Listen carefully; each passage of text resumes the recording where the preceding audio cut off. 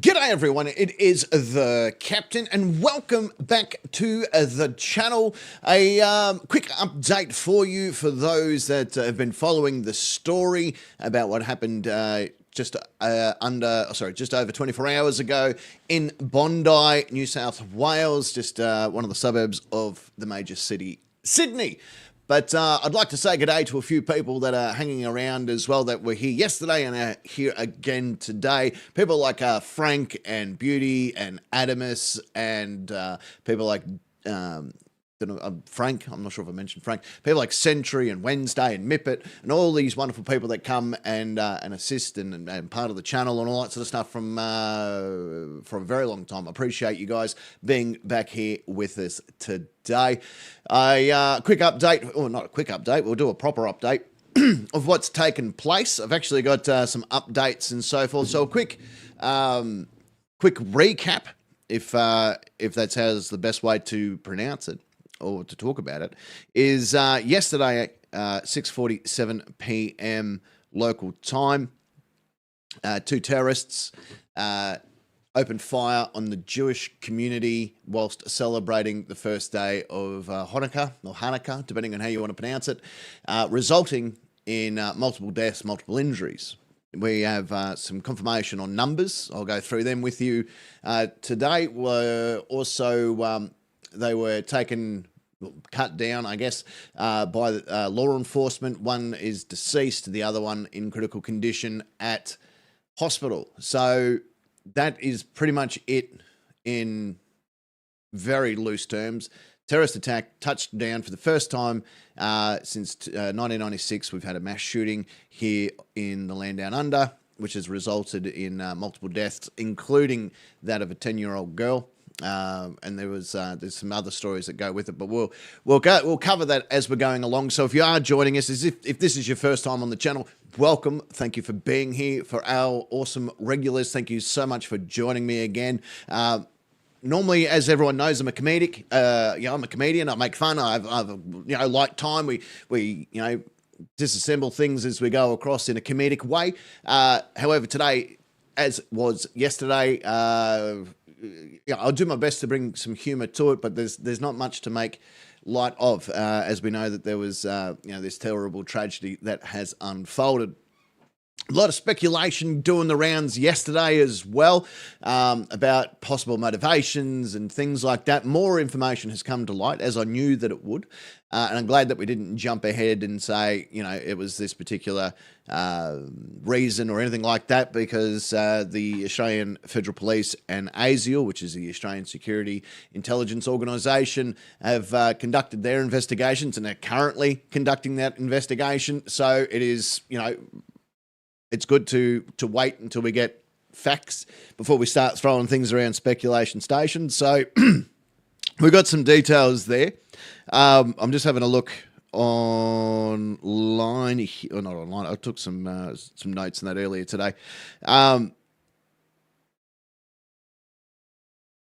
This is what we've got so far. So this is an update on the injured and so forth. So to confirm, there has been, I just want to make sure I got the right number here in front of me. We've had two gunmen have killed 15 people in total, 16 including one of the gunmen. So that is confirmed that 15 people at this stage have lost their life, 16 including the gunman, which was taken down via law enforcement. They're a father and son team. Sajid Akram, more to the point, 50 years of age, and his son Naveed, 24. They father and son team that went out and caused this terrible tragedy on the shores of Bondi Beach at Archer Park, which we saw on the map yesterday. We'll have another look at the map again a bit later today. So that's what happened, is father and son team have turned up to Bondi Beach and taken aim at the Jewish community celebrating the first day of Hanukkah, resulting in the deaths of 15 people. We'll talk about some of the victims and so forth here. We'll have a look at some of the names and so forth that have been released. But for those that are curious to know, not only not only were g'day, g'day, boy. How are you? Good to have you here. Thank you for joining us. So not only were the 15 people deceased, but overall 49 people attended emergency departments throughout Sydney last night, and resulting in at least 49 recorded injuries from the incident. 27 of which are still currently in hospital. This goes into a little bit of detail about those that are in hospital and their conditions. There are 3 patients in a stable condition at the Prince of Wales Hospital. There is 1 patient in a critical but stable condition, and 2 patients that are in stable condition at St. George Hospital. Pardon me. 3 patients in critical condition and 2 patients in critical but stable conditions at the St. Vincent Hospital. There are 3 patients in critical condition and 2 patients in critical but stable condition, and 1 patient in a stable condition at the Royal Prince Alfred Hospital. There are 2 patients in stable condition at the Sydney Children's Hospital, which obviously means that they are of younger generation. There is 1 patient in a critical but stable condition and 2 patients in a stable condition at the Royal North Shore Hospital, and 2 patients in a stable condition at Liverpool Hospital. We also know that 2 of those injuries are law enforcement, 1 being shot in the eye, and it has sustained an eye injury from being shot in the face. The other one, by the looks of it, was a lower extremity injury. I'll just see if I can get that from...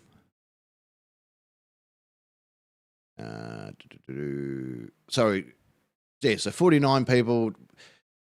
So 49 people in total turned up to emergency departments. 42 patients were transported via ambulance, New South Wales. Tragically, 2 of these patients had passed away since being transported, which brings our death toll up to the 15, 16 if you're going to include Sajid, which is the father. He was the one that succumbed to his injuries from law enforcement. I don't think any of us are shedding tears there. So, some of the injured, some of the deceased, which include a 10-year-old girl by the name of Matilda. She sadly passed away. A British-born rabbi, who's also now deceased. A retired police officer, and a Holocaust survivor have all been included in the deceased. The Holocaust survivor not only survived the Holocaust, but then lived and managed to escape from the violence in Ukraine. He was they escaped the Holocaust and then escaped the Soviet Union, only to be gunned down by terrorists here in Australia. So that's what we know so far about some of the deceased. There is a bit more. I'll bring this up. There's a bit more information about some of the people that I'll just try and find that information about the people involved. So let me see what I can find as we're going along. This is another thing that's only recently come out, probably in the last few hours, and that is the gunman, the father and son gunman. Both of them belonging to a hunting club.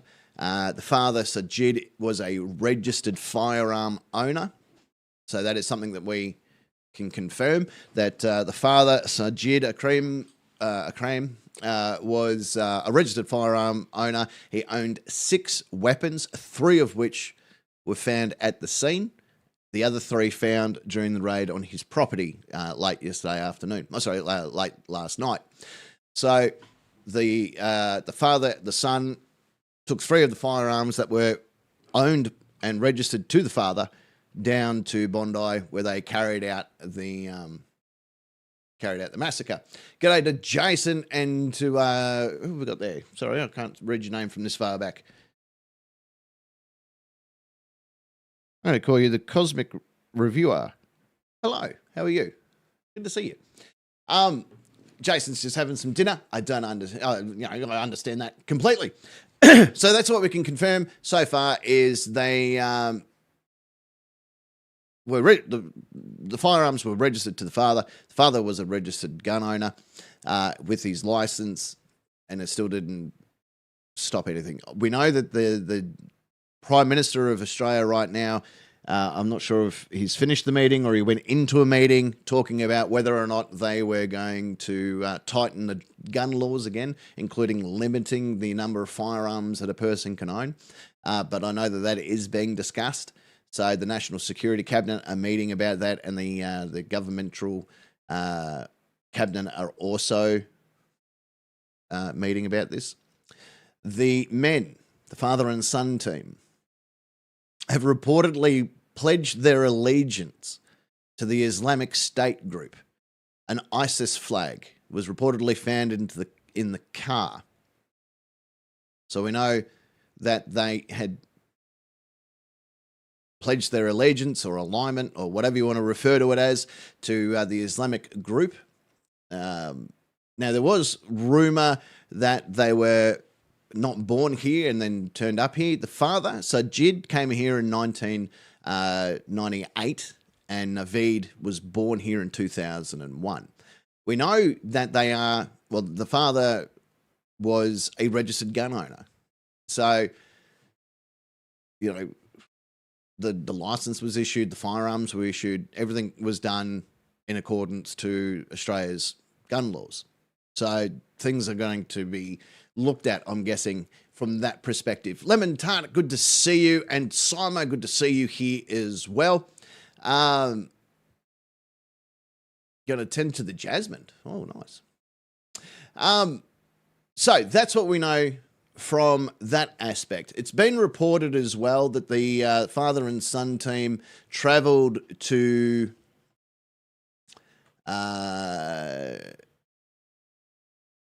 So Sajid and Naveed travelled to the Philippines when they went there, which has now become part of the top priority for authorities to track their movements. They went there without any other family members, where the nation that they appeared in is known as the training ground for terrorism. The Philippines is known as the training grounds for terrorism, but how enriched these two were is yet to be determined. But they can confirm that they are self-radicalised according to early indications, but the investigations are ongoing into the possible overseas influence.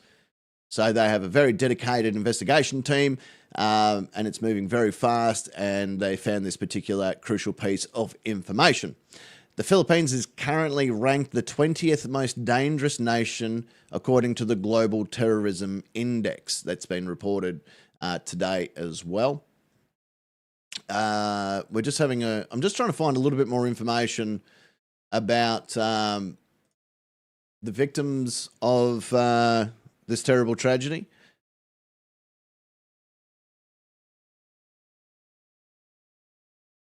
Because I think that it's important to acknowledge them. So what I'm going to do, I'm just switch over to here. So I think that it's important to acknowledge them. And this is some of them on your screen currently. So 10-year-old Matilda, who marked the first day of Hanukkah by eating cakes and playing with the animals alongside her 6-year-old sister that happened to be there. Then minutes later, then in the minutes of inconceivable terror that unfolded over Bondi Beach grassy surroundings, she was shot. She was among the 15 innocent victims killed in the attack that also left one gunman dead. The victims include a Holocaust survivor, a young French exploring the world, a rabbi who had just recently posted about dancing with joy. There is a video here. Maybe we can see what this video shows us.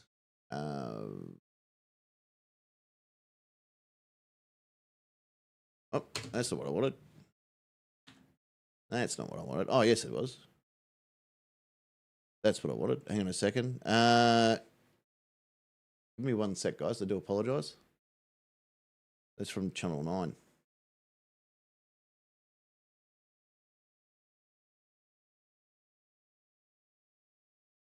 Ah, crap. I just lost it. I just lost what I was looking for.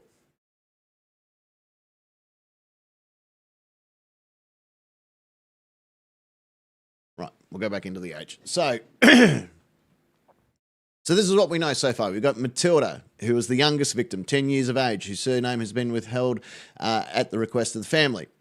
Matilda's auntie Linda said she was struggling to come to terms with her niece's death. She said that other members of her family initially thought that the 10-year-old would survive her gunshot injuries, but sadly she succumbed. She started to scream, "I can't believe it, I can't believe it," she said. I'm still kind of hoping that this is not true, but it all seems like it is true. There's Matilda on your screen right there. The youngest of the victims of 10 years of age. G'day, Pug. How are you? Thank you so much for joining us. It's good to see everybody, and those that are watching us on replay as well. Thank you so very much for all of that. I do apologise for not doing my regular shout-outs and all that sort of stuff, but do know that I appreciate everyone being here with me, and thank you to all our moderators and things like that as well that are hanging around.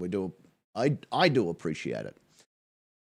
Right, so next up, you've got Dan Alkerman, a French national who was killed, was reportedly, whose killing was reported by the French President Emmanuel Macron, was remembered as a star soccer player and popular figure.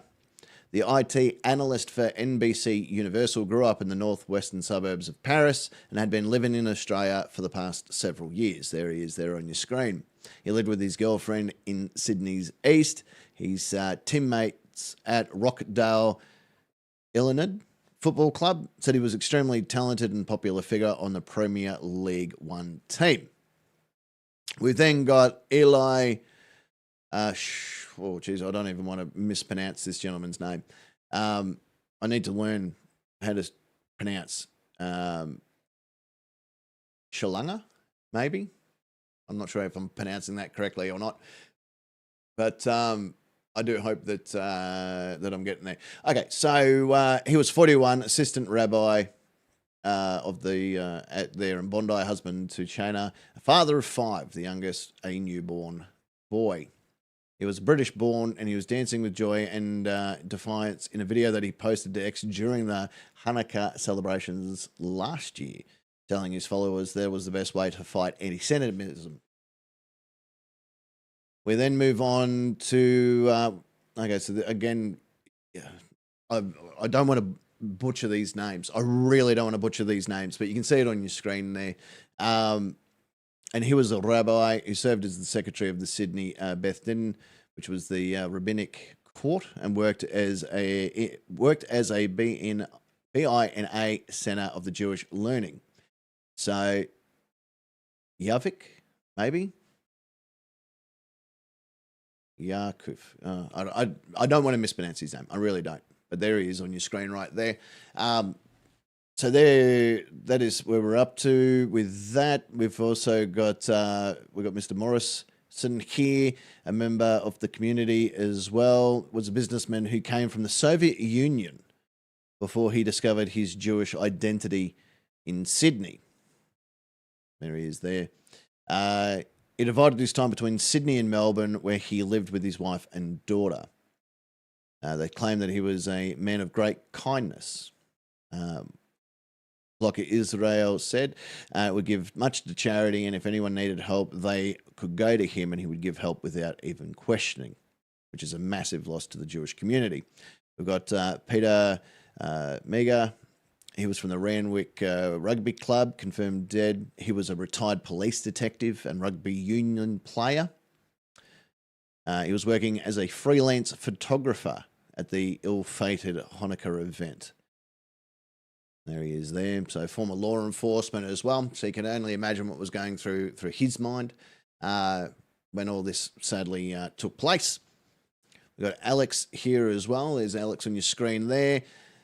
He's the Holocaust survivor and native Ukraine who had attended the event with his wife. Speaking outside the St. Vincent Hospital, she said that she has no husband. I don't know where his body is. No one can give me any answers. He apparently died shielding his wife from the bullets. He leaves behind 2 children and 11 grandchildren. Tibor, we've got here, 78 years old, grandfather, and was a proud family man who was attending the Hanukkah by the Sea event in Bondi with his wife, Eva, when he was tragically killed. His grandson-in-law records spending the afternoon with him in the hours prior to the shooting. He doesn't live too far from the beach. When I heard shots, I came running down from my house with the defibrillator and was helping people in front of me. As more first responders arrive, he went looking for Tibor, and was the most horrific state of any family member could ever see. He has not been able to close his eyes since. It's something that I will never be able to forget. He was born in 1947 in the Soviet Union before migrating to Israel and then to Australia in the 1980s.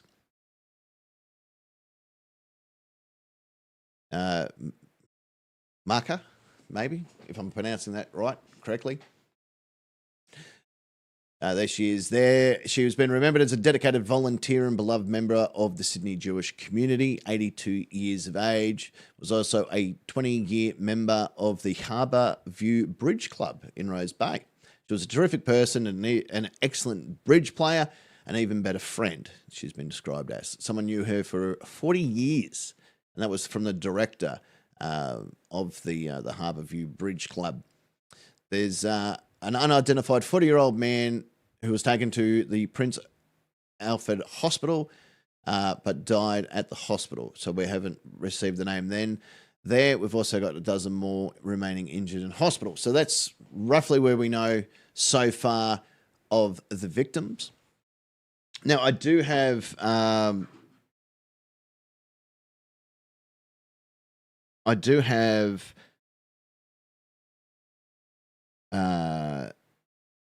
a few things here in front of me. One is we can go back and see the full 10-minute video that took place.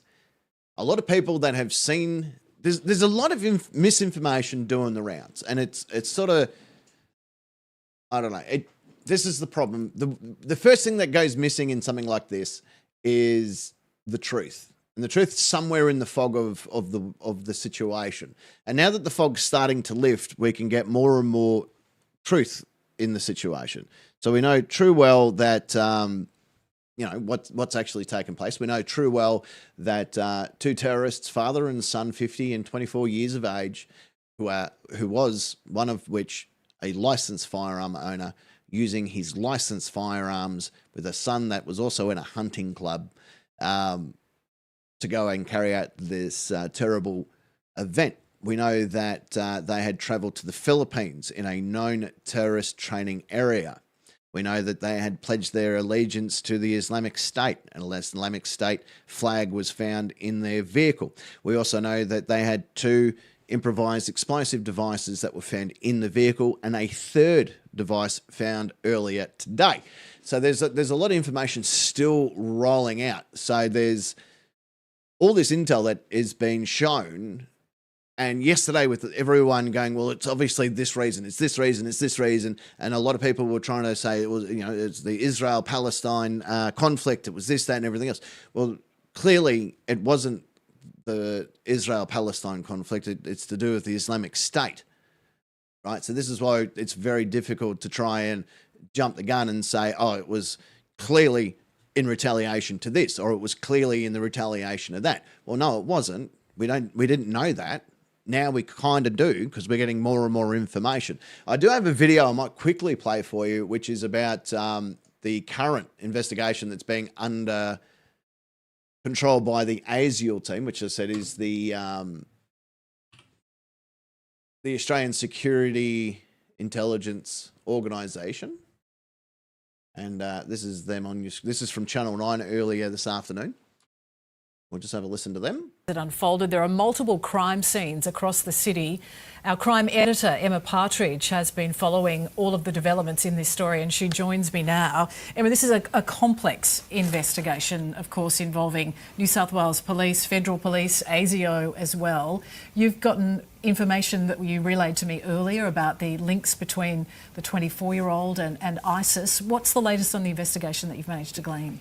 Well, at the moment, there's two major investigations underway. The first is being led by the New South Wales Joint Counter-Terrorism Team, and that's working in conjunction with the Australian Federal Police, ASIO and the New South Wales Crime Commission, and their focus is on how the terror attack unfolded and, as you said, looking into the links that the father and son had potentially to terror cell groups and their links to ISIS. Because that extends back to 2019, doesn't it, when the 24-year-old first came on the radar of ASIO and his links to ISIS. There have been reports that as early as 2019 that there was information to suggest that they had links to a terror cell.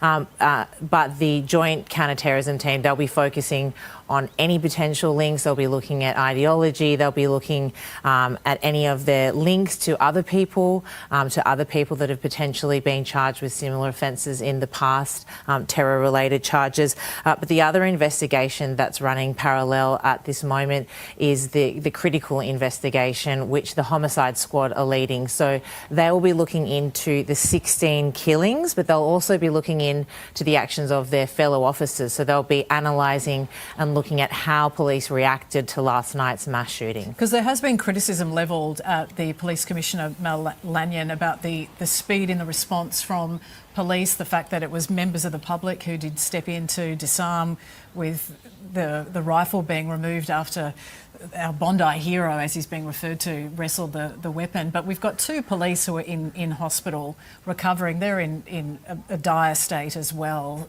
So it's sort of this, you know, they've really rankled at the criticism level at police, which I think is understandable.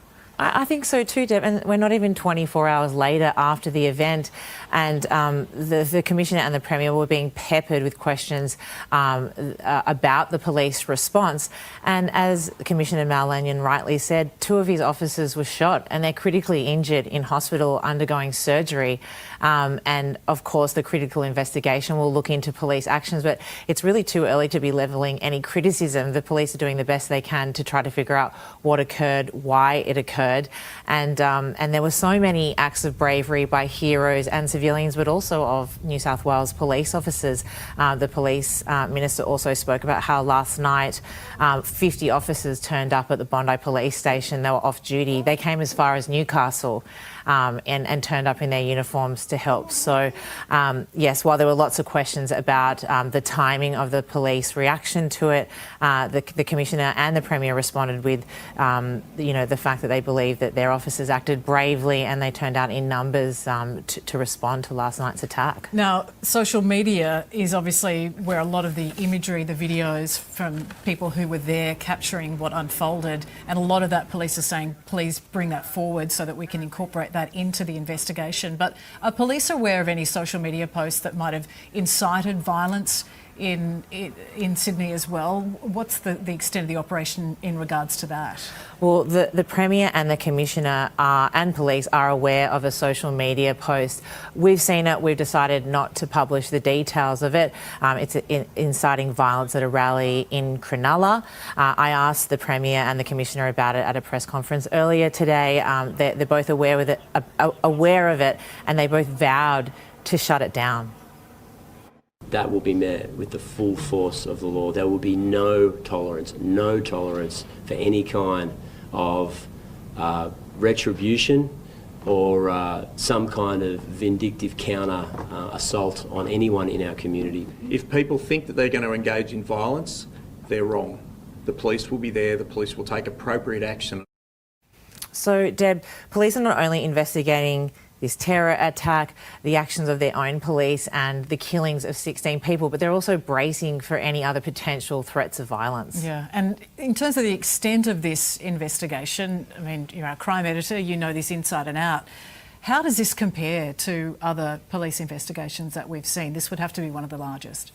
I think it's unprecedented, Yeah. and I think the Commissioner mentioned there were 328 officers that are working on this at the moment, and that they'll throw any resources they can. I think that number will increase, but we're in uncharted territory here.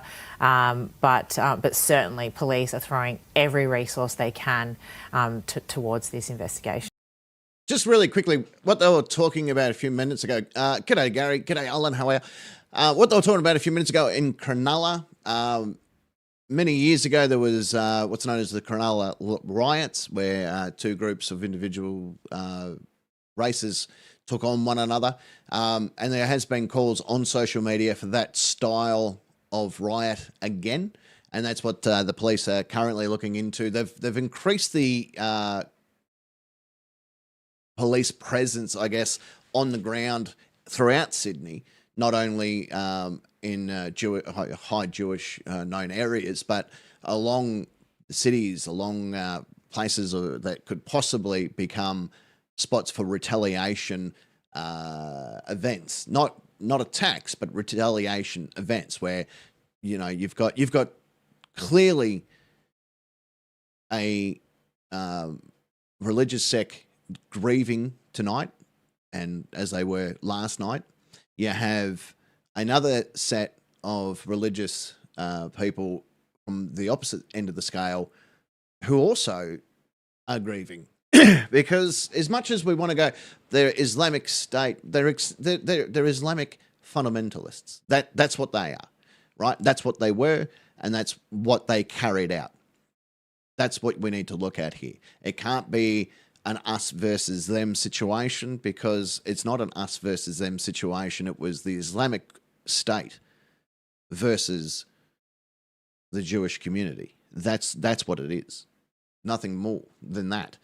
We can't paint everyone with the same brush in this situation. That's what the police are trying to call for. Yeah, Emma, thank you with an update on the police investigation that does continue right now. Thank you.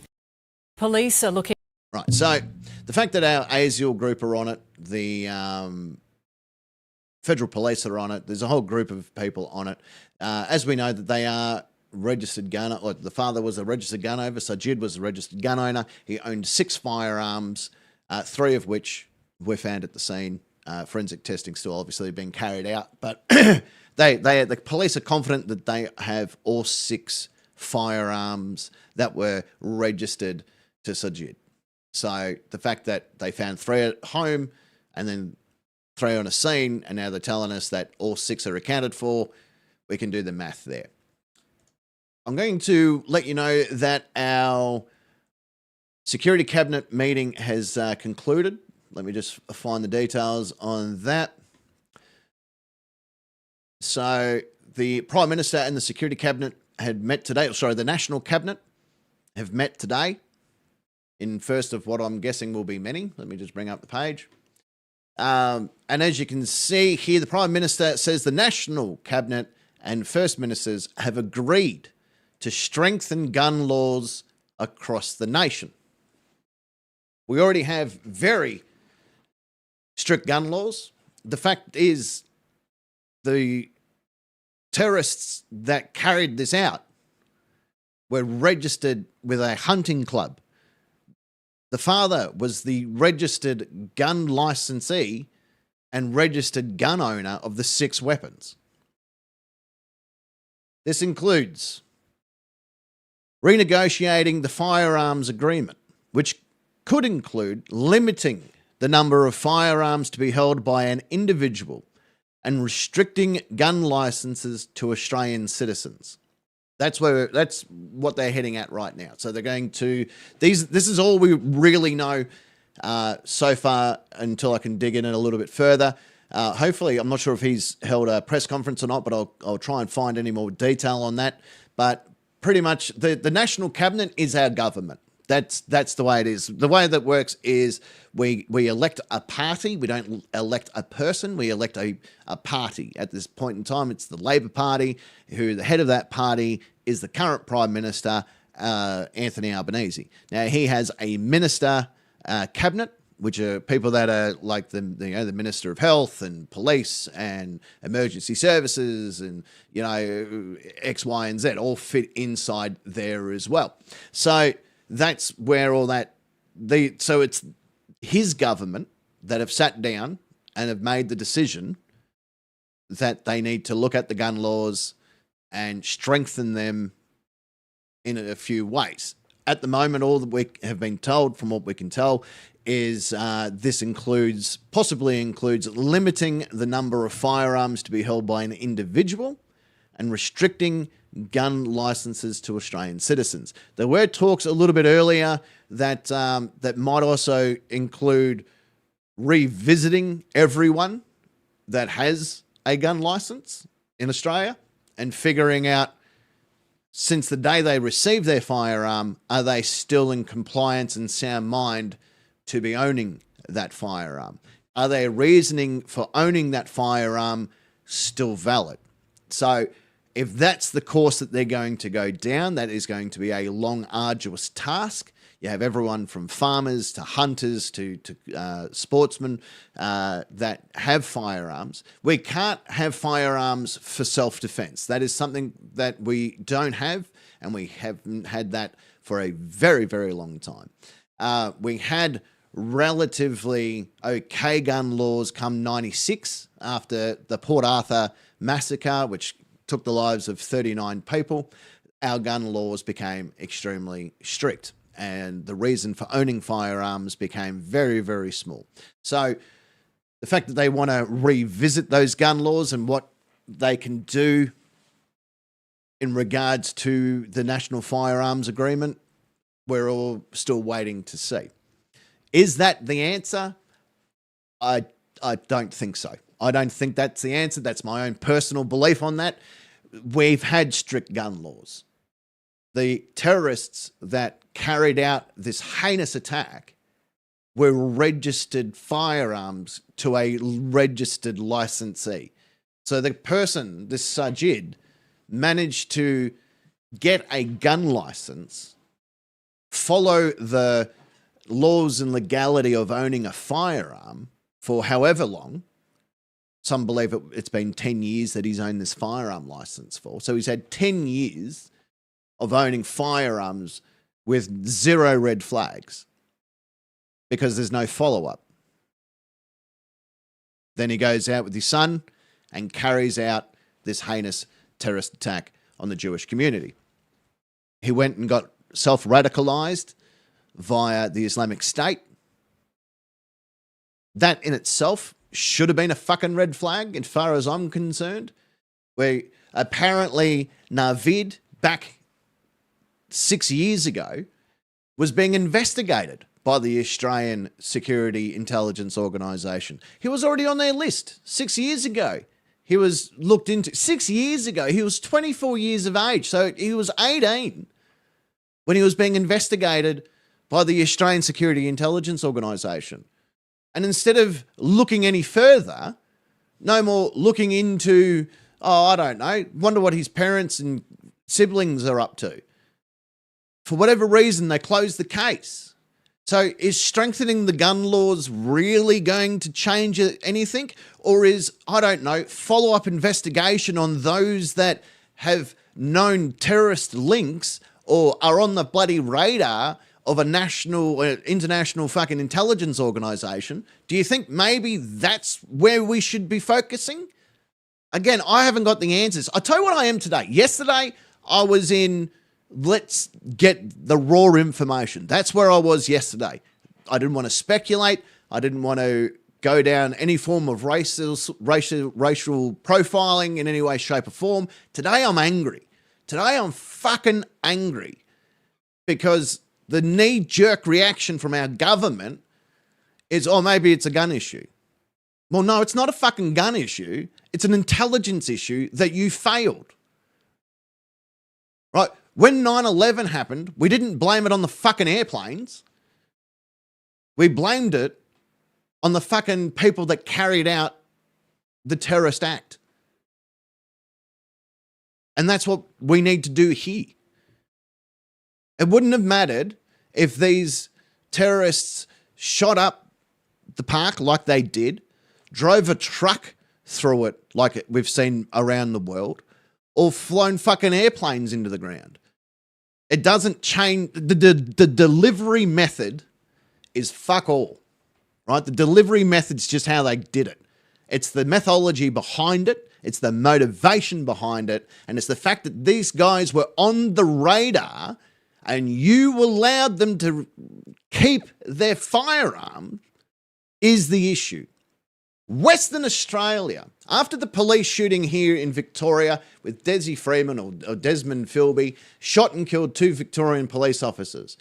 In Western Australia, the other side of our country, the Western Australian government went, well, we need to see who of these crazy sovereign citizen people have firearms and if they still need those firearms. So they went out and found people that had sovereign citizen-based beliefs and took away their guns.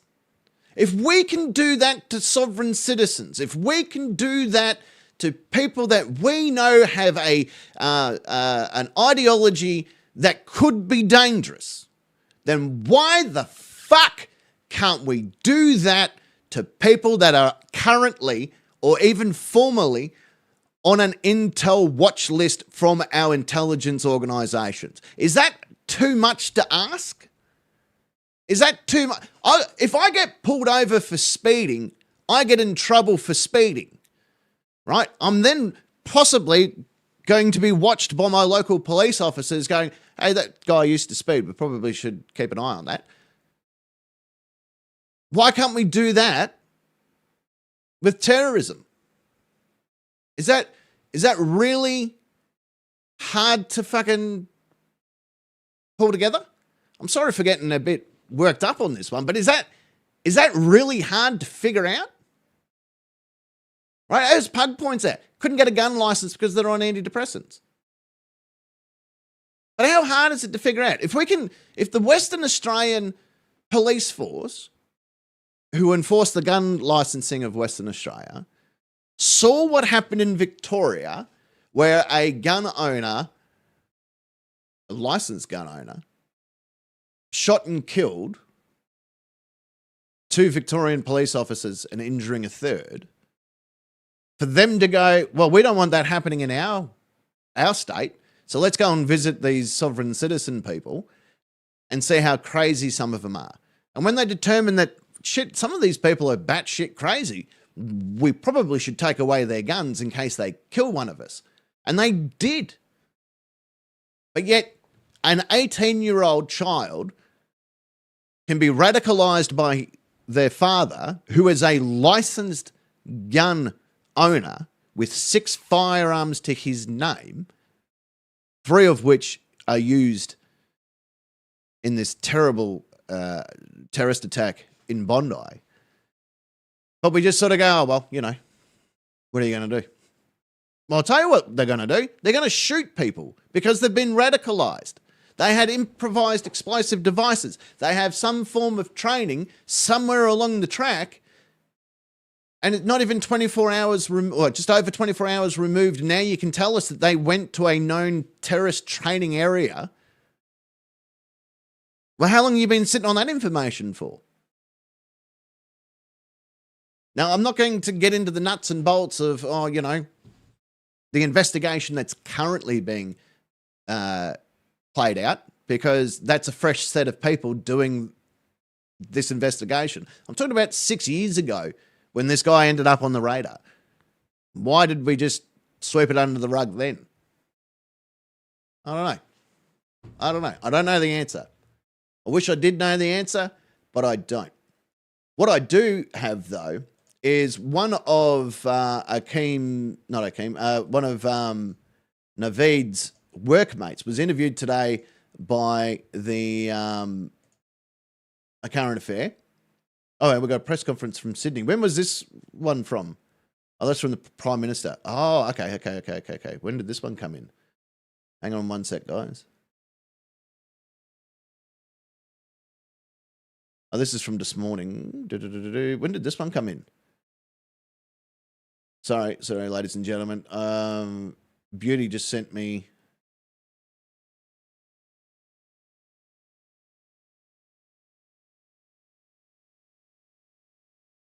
I'm just trying to work out when this one came through. When was this one? Have we got a time on this one? Because I might actually have the footage for this particular press conference. Or is this from the guns, maybe? I think that maybe this is from the guns.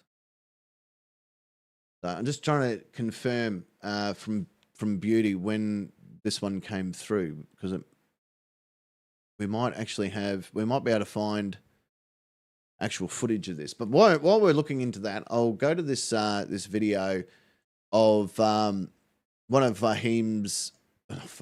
one of Navid's workmates who knows obviously him a lot better than most.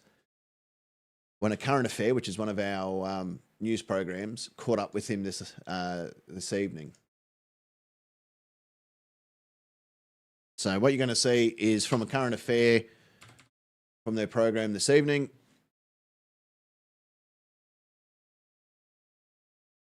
Oh, okay. I think I know.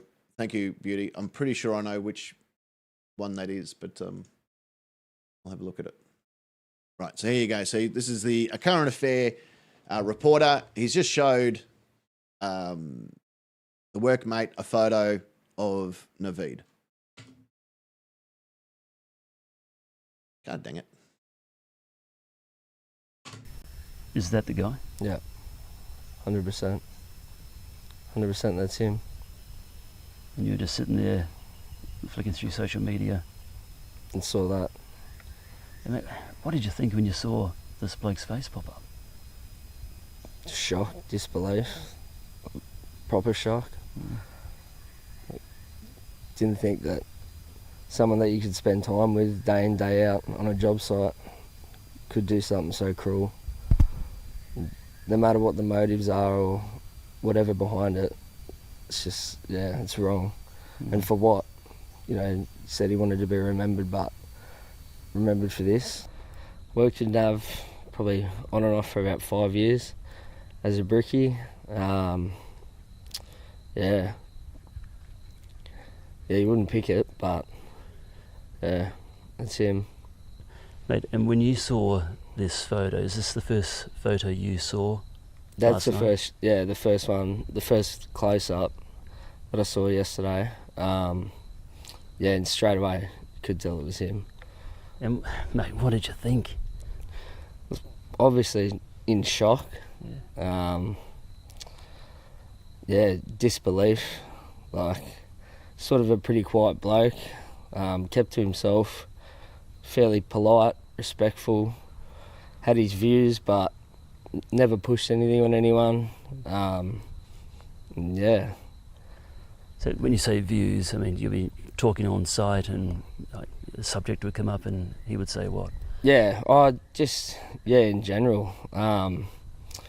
Sort of had his, I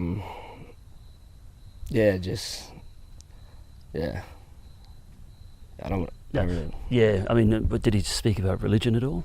Sometimes, but yeah, he wasn't somebody to force things down your throat, but yeah, like his background's Indian and Italian.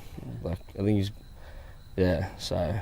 His mum's Italian, right? Yeah, his mum's Italian. Yeah. Dad's Indian. Yeah. So, mate, I mean, of all the people to, you wouldn't expect it. One thing that we used to talk about was he was licensed for firearms. Yeah. So I think that is one of the things that sort of needs to be looked into.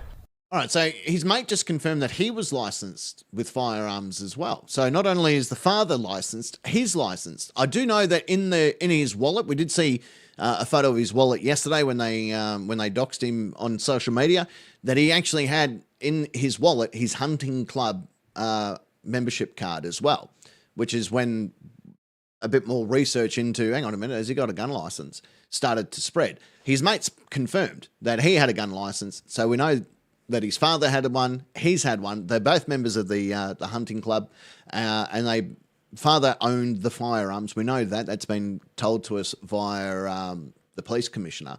So we know that they have the firearms. So I don't know. This is People like him just shouldn't be allowed firearms. They need to be doing more background checks, be more diligent in the processes. So Because that vision when he's up there taking aim, I mean, it looked like he could handle it. G'day, Gary. G'day, Lamont. G'day, Davo. Good to have you here. Thank you very, very much. Yeah. Well, he had. We used to talk about going shooting down at Crookwell, and he'd say he actually said to me once, I said, we should go for a shot down there one day, and he goes, I don't know if that'd be good for you. And I thought, okay, that's a bit weird, but he was a bit of a weird cat, but you didn't think he'd have that in him. And on site, you were laying bricks together? Or? Yeah. Right, so you're just chatting, shooting the breeze and... Not much else to do besides, talk a little bit of smack, but, you just, you'd never pick it. And when did he leave work? About a month ago. Okay. So I don't work for that company anymore, right. But I was talking to one of the boys yesterday, and they said he left a month ago, said that he'd injured his hand and was going to come back next year. One of the last things that he said to one of the boys was he wanted to be remembered. So I think it's a pretty horrible thing to be remembered now. But it's weird. It's weird, and I heard his parents split up, and him and his dad did what? I think his parents split up. Not exactly sure when, but I know he went with his old man. But I know it's horrible for his mum. I think he's got a brother and sister and that, because it's horrible for everyone involved. But it's just gonna paint obviously bad reflection on them. Just it's no good. It just it made you feel a bit sick. Like spent so much time with someone, like for them to be a monster like that. It doesn't matter what race, religion, anyone, like shouldn't be happening here. No matter what your views are, you're allowed to have strong views, but to go and do that, like it's just wrong. It's putrid. So and so he injured his hand, left work, and said, "I want to be remembered." That's nuts. And watching that vision play out last night, I take it you were glued to the TV last night. Yeah, I think everyone was. Yeah, I don't think because obviously it comes through social media first, and we're waiting for it just to come on the news. But I think everyone across Australia was, even around the world. So. Yeah. Did you recognise the other guy? No. Hadn't seen him on site at all? No, I don't think he was a tradie. Yeah. Didn't look like one, but yeah. Well, mate, people want answers, particularly the families, so I think your insight into who this bloke is would be appreciated, my man. I reckon, just for the family's sake, Yeah. Because they'll just be going, who the hell would do such a thing, And I think that I don't know who looks into it, whether it's ASIO or if they have special detectives or whatever. But there's obviously a bit of planning going into it. I don't know if coppers need to be more diligent with what they're doing, and I don't know. When you go to get a gun, get a PTA, there should be more questions asked or whatever. Or regular checks. I know they do regular checks. It's pretty hard to get a gun licence in Australia and whatnot, but I just think that, Did the other fellas on site, say that that it was obvious that he had turned to Islam? Did they mention about, he was. I know that obviously, I think being Italian, I think he was born Christian, and then I think his old man turned. But I don't think that's the issue. I think it more just comes down to the individual. We can't just paint every Islamic person with the same brush. You know what I mean? Because it's not an Islamic issue. It's just he's just a sick individual. A bit more of an insight is, I'll let you go in a sec, but a bit more of an insight into, time on the job with you know, Veed. So you guys would start early. And Yeah. was he always on time? Mate, just a good worker, like hard worker. The thing was, he was very disciplined as well. Like, so that's what kind of like makes it a bit more shocking, because he just rock up, do his work, go home. Have a good sleep, Lemon. But he didn't. I Thank don't you for think he had being many here. friends. Like, no, he did a bit of boxing outside of work just to keep fit. But yeah, he's just a weird sort of individual. But you'd never pick that. Like I never pick that. G'day, Jess. Was capable of something like that. Right, so that's his mate. He spent some time working with and all that sort of stuff. Have a good sleep, Lemon. Thank you so much for turning up. Yeah, so that was his mate. He worked with him, and you know, the ACA reporter was doing his best to grill him on stuff that he didn't know the answer to. But I think the young fella was in the right mindset when he said, you know, we can't paint everyone with the same brush, which is spot on. In fact, I said that only a few minutes earlier. The other thing is, as I was talking about, you know, retaliation between communities that's starting to happen. There's a Muslim cemetery that has been vandalised this evening in Sydney as well. I'm not sure what that's going to achieve. I get people are angry. I get it. But the people in the ground didn't do anything. The people that buried in a Muslim cemetery had nothing to do with it. They weren't there. They're well and truly deceased. That's why they're in the ground in their fucking graves. So vandalising that and throwing pig heads and things like that into the cemetery, you're angry. You're allowed to be angry, but don't be angry at the people that don't deserve that anger. You know what I mean? Like there's no point in being angry at the Muslim people that are buried in a cemetery and have been for however long. You know, like they didn't do anything. Their families didn't do anything. Two Islamic terrorists did. That's what you need to focus on. Focus your anger on that.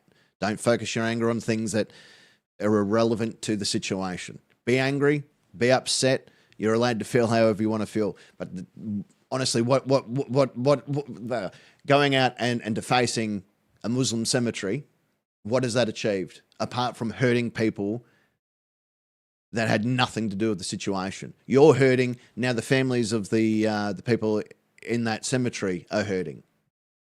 So all you've done is spread the hurt somewhere else that is aimed at the wrong person. Right? If my mailman delivers me an electrical bill that I'm not expecting, and I read the electric bill and it's absorbent amount of money, I'm not punching the fucking mail carrier. Right? The mail carrier had nothing to do with it. Right? Moonlight, if this is boring, fuck off. Easy. There you go. Problem solved. So that's the situation as it is unfolding right there. I was just having a look as well. I'm going to bring this up on the screen.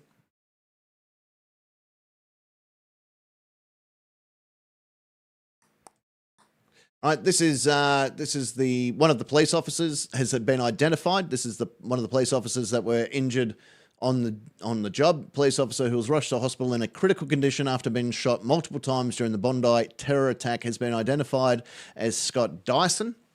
So Scott Dyson was a constable on duty. He was found. Sorry, sources told news.com.au that Constable Dyson found out just days ago that he and his partner, also a New South Wales police officer, are expecting a child. A friend says Constable Dyson only found out that he was going to be a dad last week. The New South Wales Police Association praised Constable Dyson and probationary constable, shot in the face, who had only been on the job 4 months, for their bravery. These young men, who are very junior, are absolute heroes in my book, faced with a situation no police officer ever wants to face. Acting New South Wales Police Association boss Ian Elwood told news.com.au. So I've been on the job for 30 years, and when I put my gun on and vest on, I still hope I am never confronted with a situation like that. These young officers were up against two men with long-arm weapons firing at them from an elevated position. Their courage and actions were absolutely incredible. Mr. Allwood said both officers are now battling serious injuries and will face a long road to recovery ahead of them, but they will be supported all of the way by their Blue family. The probationary constable has undergone surgery with doctors hoping to save his eye after he was shot multiple times in his face. I'm guessing he's got sprayed with buckshot. That's what I'd be getting from that. If he's got multiple facial injuries, that would be my... I was doing a bit of research on the firearms, and one of them, the two shotguns look like they are Remington's 870s. That would have been my guess. The other long arm looks like it was a Remington 700, so it's like a 3006 caliber, which is, it's a long range rifle. It's designed for taking down fucking grizzly bears and kangaroos and shit. Like it's a decent firearm that he was firing off. So, or shrapnel, yeah, that's a possibility. Might have got shrapnel. G'day, Red Eye. Thank you for being here. I'm just having a read through as everyone is talking. It's good to see you all. Thank you so very, very much for being here. Yeah, it does hit home, Frank. It really does, mate. It really absolutely does. Constable Dyson had a touch and go night, undergoing extensive surgery to repair his ghastly injuries to his shoulder and to stop him from bleeding out. Mr. Allwood described the night as chaotic, with information swirling. I was crying, hearing it unfold. It was just crazy. There was so much information. It was so chaotic, which for those that were here when we were doing the live stream, it certainly was. I can only imagine what it was like for the people on the ground. And we had our friend Cheech was there with his wife and two kids. So it's crazy. NCR, good to see you. Thank you for being here.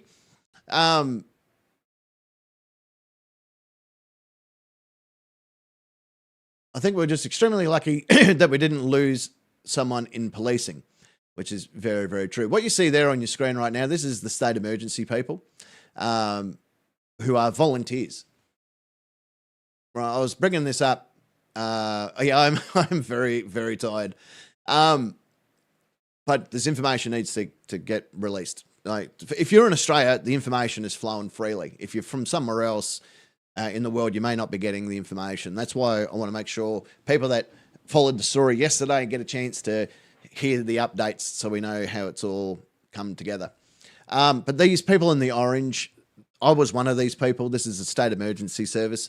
The volunteer organisation. They are trained emergency personnel. They are trained for body recovery. They are trained for finding of missing people. They do line searches. They are a great support unit for law enforcement. They provide lighting, staging areas, tents, canopies, anything that you'd need with setting up a staging area. They are phenomenal with. They're also trained first aiders.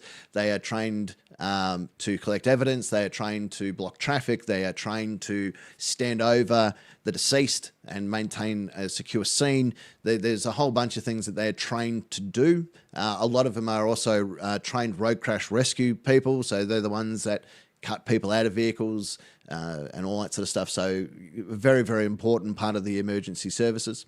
A lot of people remember, police, fire and ambulance. Well, SES is up there with them as well. So they are high up there. They are beyond well-trained when it comes to this situation.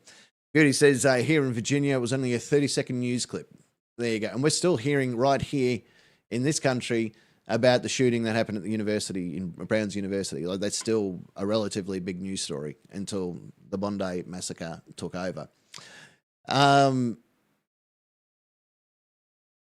So Mr. Allwood said that a mandatory state-of-the-art active arm offender training program at Goulburn Police Academy meant that these two officers were very well prepared for this encounter that no police officer hopes they never have to face.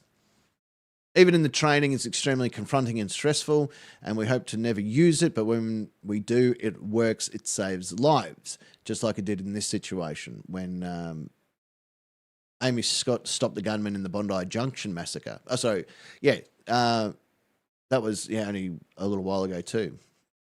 The mantra is stop the killing, go in and have a go. That's conditioned into them and it works. So they're taught to run into the situation. Mr. Allwood said the association was working closely with the New South Wales Police to provide support to the 300 plus officers that were involved in the horror on Sunday. We have people from all over the state.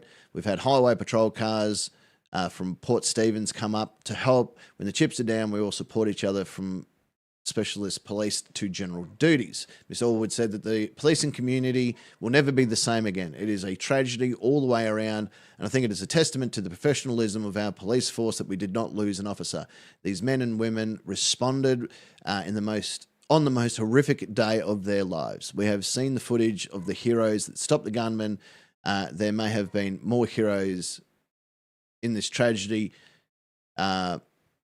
not just police, paramedics, doctors, nursing staff working through the night, and regular citizens. I want to show you this because I'll come back to that one in a second. Where is it? I want to show you a photo that has surfaced that is getting a lot of American airtime. I've noticed a lot of social media armchair experts is probably the best way to describe it, who have been commenting on this one photo. This photo is taken out of context, and it's also part of a larger situation. Now, we know what happened. We've seen it, and we're going to watch it again, right? We're going to watch the full 11-minute video in a few minutes. But this photo was taken out of context. What do you let's see what you, as people that know this situation, see in this photo. Knowing what's taken place, knowing where they are standing, what do you see in this video? Oh, sorry, in this still photo. All right, because I know what I see. I know what I'm looking at, and I'm pretty sure you will know what you're looking at. Jason apparently used to eat lunch in this area.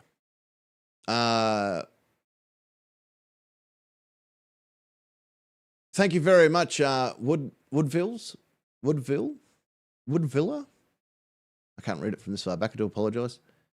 Woodville West. Thank you very much for being here. Okay, see, Dave, you can see them telling her to get back. NCR News Network. I see a cop trying to get people away from a scene to keep them safe.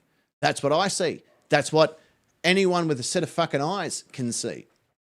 On social media at the moment, this photo is circulating to the extent that our news here had to cover it, that this lady froze.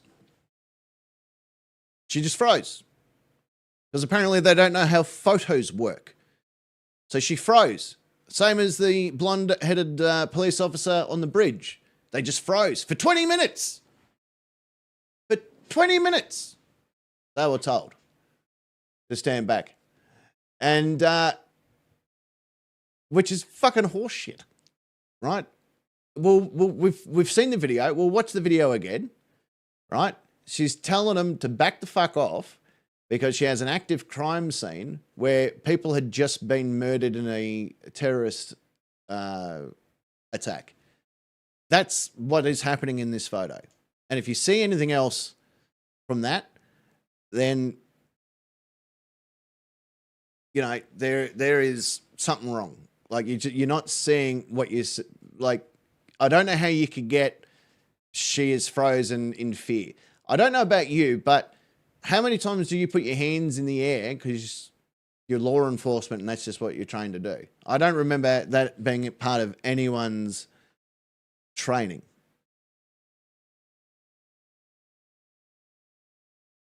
So I don't know.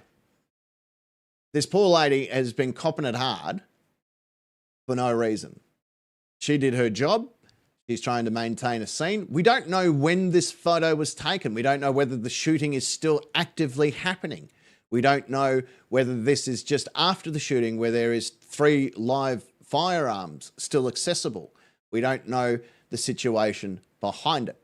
But for anyone to put out that these 2 women, let's remove that. These 2 police officers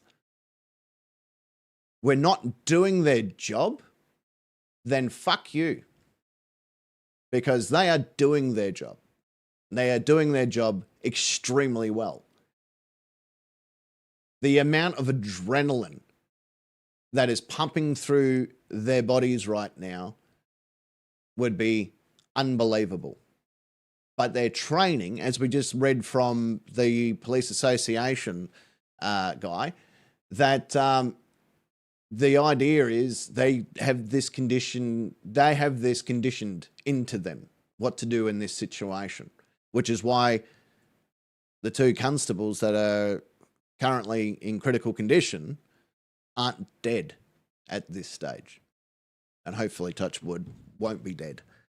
But that's as easy as it could be. You can't get from one image that 2 police officers just froze for 20 minutes. She's not playing Simon Says, put your hands in the air, right? She's not playing stop, go, stop, or traffic lights, whatever the other fucking kid game is revolved. She's not pretending that she's a tree. She's being a fucking police officer protecting her scene or the scene. So it's crazy. Yeah, I know. It's a bit different for me to be serious, Jess. It really is. But I need to be serious in this situation. You know what I mean? Like, this is the thing. This is what we're seeing. I want to do one more little video on. This came out on social media just recently, actually. Not on social media, but here. This guy.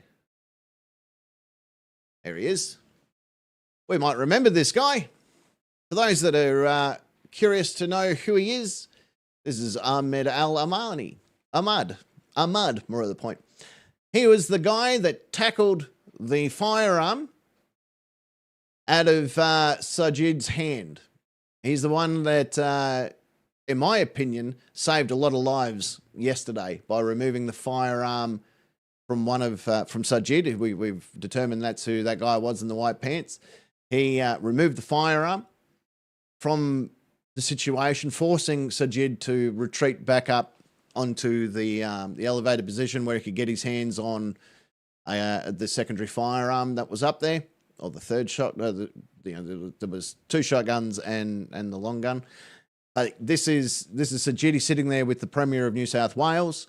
I personally would like to see this gentleman be awarded the Cross of Valor. That's what I'd like to see him. The Cross of Valor is the highest bravery award that can be issued to a civilian.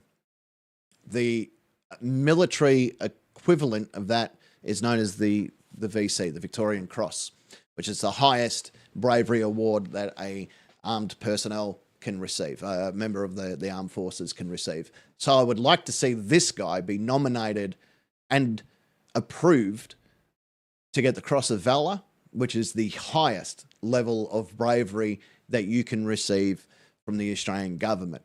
He needs to have this.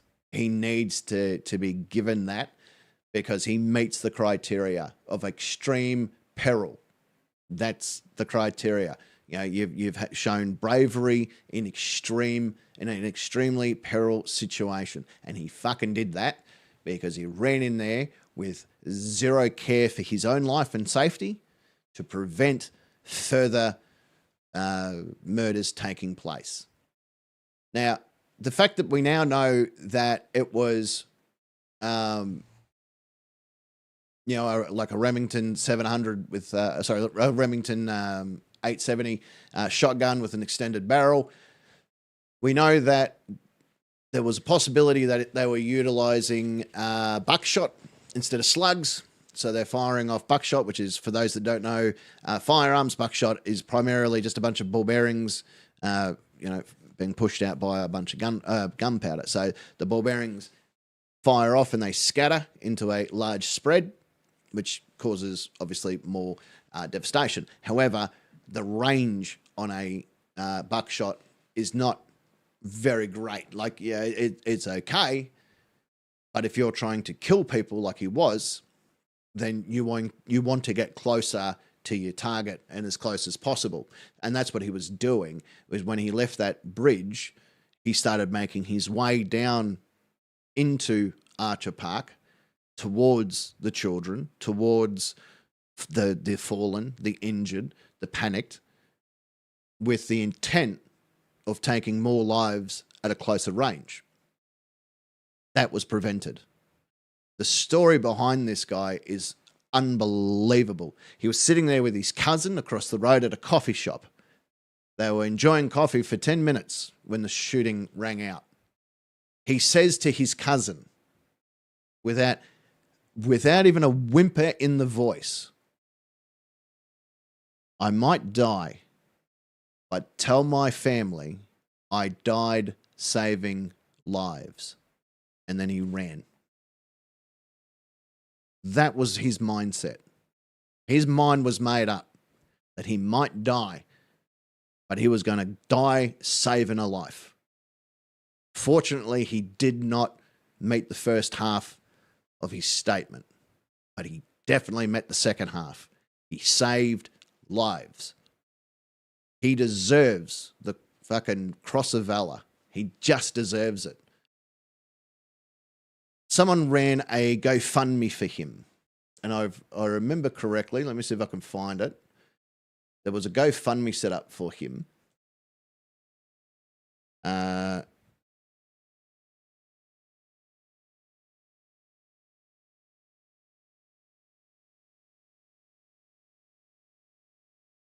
just trying to find it here. It's from...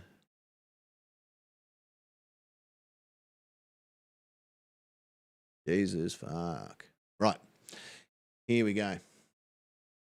But someone set up a GoFundMe for Ahmed. Here it is here. Support the hero who disarmed the Bondi attacker. There he is in the picture there. They have raised $1,145,395.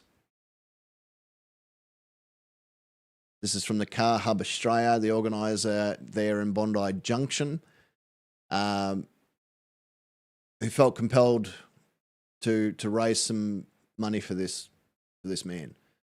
There was an American businessman earlier today who donated $100,000 to him. They're trying to raise 1.7. I don't know where that number comes from or the situation behind that. What they wanted to do, this GoFundMe has been created to show our gratitude and support for someone who demonstrated incredible courage when it mattered most. Kick things off and lead by example. We are making a donation of $50,000 to honour this absolute hero and help support him through his recovery and lasting impact of this traumatic event. No one expects to be a hero, but when the moment came, he was. Any contribution, big or small, is a powerful way to send a thank you. And I think we might donate to that as well.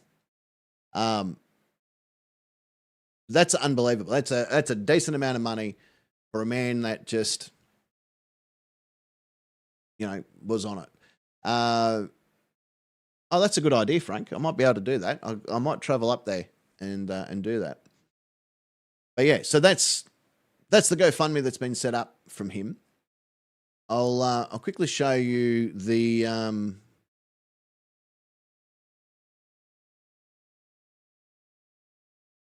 This is the Cross of Valor. Right there.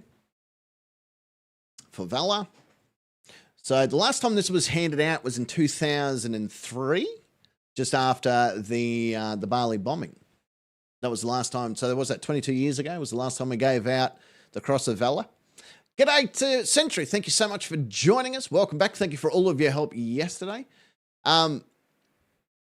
Good question, Pug. I will look into that. I'm pretty sure that there is a few set up. I know that the Jewish community have set up some stuff in-house, but I will reach... Oh, that is an excellent question. I will do some research on that and find out a little bit more about that one.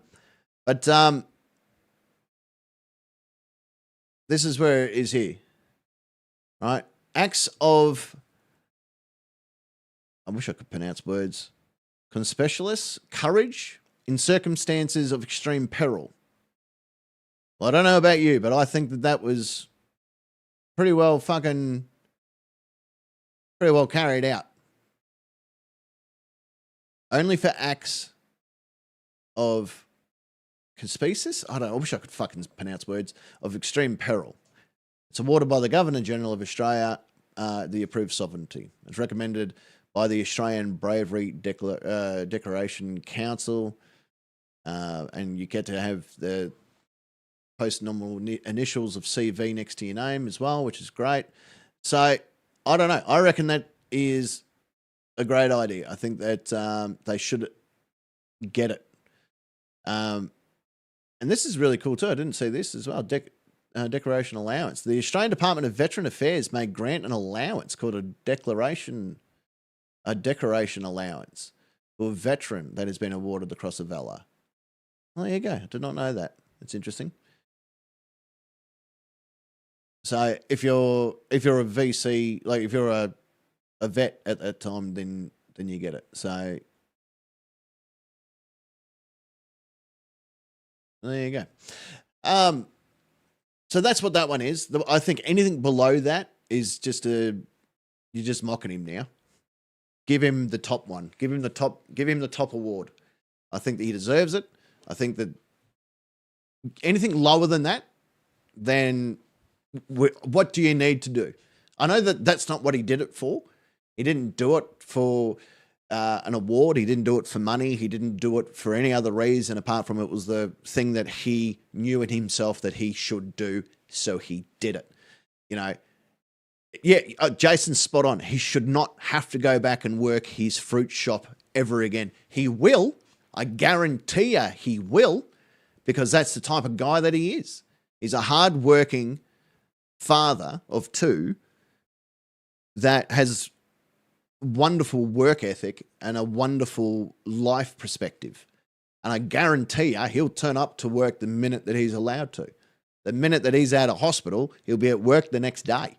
That's the type of guy I reckon he is. And that's why he deserves something like this. This is why, I hope they get 1.7 million for him. I hope he gets more than that. I hope he gets bloody a couple of $1 million. Not because he wanted it, but because he fucking deserves it. And if we can't award the Cross of Valor to a man that disarmed a terrorist and saved the life of however many people, then how do you get this award? Like, how do you get this? What's next? What do you need to do? Right? Because if he hasn't met that bar, where is that bar? Right? The VC, which is the Victorian Cross, the military equivalent, right? The last VC winner did something very similar. He prevented people from being hurt from known terrorists in a war scenario. He did the same fucking thing, except for he didn't have a whole bunch of special service training up his sleeve. He wasn't trained by the SAS. He didn't have a firearm on him. He didn't do any of that stuff. He was a fruiterer that turned to his cousin and said, if I die, tell my family I died saving lives. That was it. No, oh shit, I probably should go home and grab a firearm or a knife or something. I'll go and, maybe even a tactical trolley or something. I could go in there. No. He ran in there bare hands, and we've seen what he has done and taken down the suspected, well, not suspected, the actual terrorist. So we've seen that with our own eyes. So, I'm just seeing if I can find that footage of him. He'll be here somewhere. Well, we know that's him there, but there's a lot of stuff all over the news right now. Lots and lots of stuff going on in the news. So that's what we need to find out. We'll find out how we can get hold of him and all that sort of stuff. I'm going to play this video from news.com.au of just some of the footage that took place yesterday.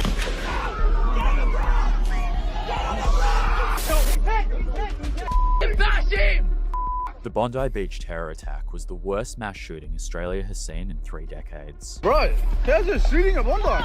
The attacks went on for so long that people had time to scream out that the gunmen were reloading while they were running from the beach.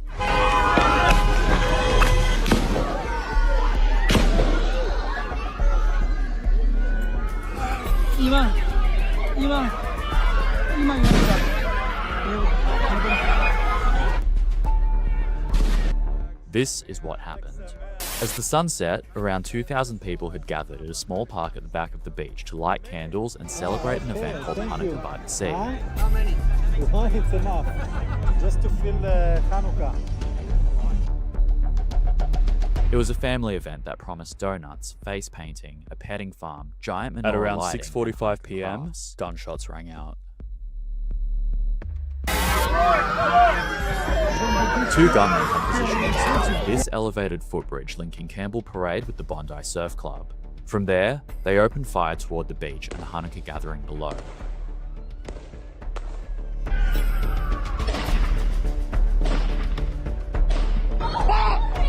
Hundreds of people ran across open sand, trying to get to safety.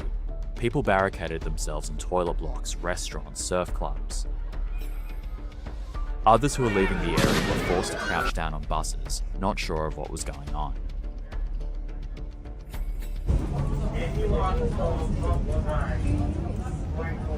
Witnesses said the shooting wouldn't stop. Some reported up to 50 rounds being fired before the gunman was silenced. Had like heaps of gunshots, like at least like unloaded the gun, I reckon.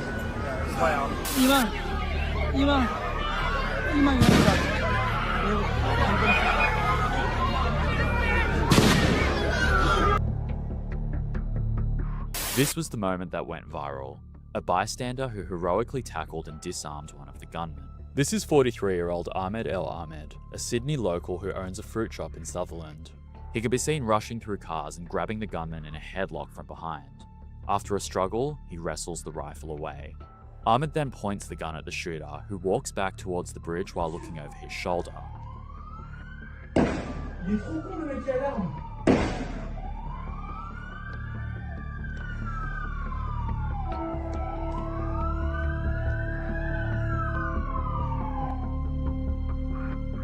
Ahmed then places the shotgun against the tree. Le mec est hyper courageux. Oh. Meanwhile, police were engaged with the second shooter, who was seen ducking in and out of cover during a standoff. Moments. Can I just say, the guy in the black hat, he also was struck. I don't know his situation right now. I'm not sure if he's in, like, how injured he is or if he's deceased or not. But even he had nothing in his hand. He's like, what have I got? My keys, a bottle, whatever he had in his hand. He's like, fucking whatever I can do, I got to do it. And he did. So that guy, equally as brave and as tough as El Ahmed was. In fact, later in one of the footages, in the takedown footage, you see the guy in the black hat sitting with Mr. El Ahmed by the tree, and he picks up the gun like, as in, shit, do I pull the trigger? What do I do here? He got hit in the arm, according to Jason. I think that's right. I think he did get hit in the arm, and then I think he gets struck again because he hits the ground. Whether he hits the ground because there's other shrapnel floating around and he's hit the ground at a pure instinct, I'm not sure. But he gets in behind the tree. We'll find the full footage of it, but you see him go right in behind the tree with Mr. Ali Ahmad. And So, you know, he was like, fuck, what do I do? And he, like, literally, like, here he is here. He's like, what do I do? What's he got in his hand? Nothing. Maybe a set of car keys, maybe a water bottle. And he's like, I got to do something. Le mec est hyper courageux. Oh. Yeah, it looks like he's just throwing his keys. Meanwhile, police were engaged with the second shooter, who was seen ducking in and out of cover during a standoff. Moments later, an officer shot one of the gunmen dead from behind. Bash him!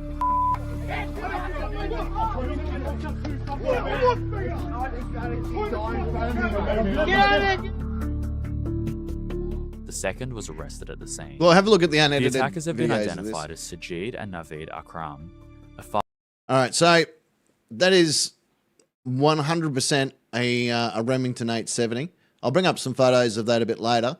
But for those that know firearms, you can tell the characteristics of a Remington 870, and that's it. He's got some kind of optic scope on it, and this, as I said, looks like a Remington 700, like a newer model. But I'm not 100% convinced on that. But I think that's what Naveed was using. But it's definitely a 3006. Frank, you know your firearms, being former military. What do you reckon? Does that look like a 3006 to you? Because it definitely looks like that kind of caliber to me. In fact, if you we'll have a look at some of the photos from the crime scene a little bit later, but you can see on the ground, going back here a little bit, some of the spent casings. So there's some spent casings there and there. They look 3006 to me, but that, I don't know.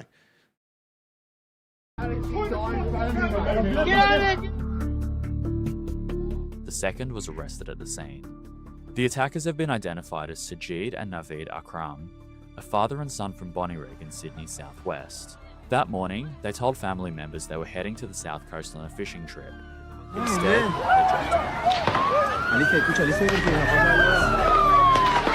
Bear in mind, busiest beach in Australia. Thousands and tens of thousands of people on the beach on that day.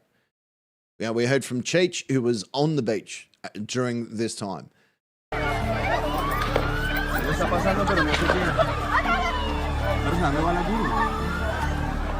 learned 30 years, jeez. The family home has been sealed They've off got as a part of crowd the investigation. going on right now. We saw this video when it came live We've got last the night. coppers right there. More people over here. That's his house over there. He's getting bloody raided right now. This was the aftermath. Bodies on the ground, emergency services rushing in, and bystanders trying to stop bleeding and comfort strangers. You good? We're all good. We're all good.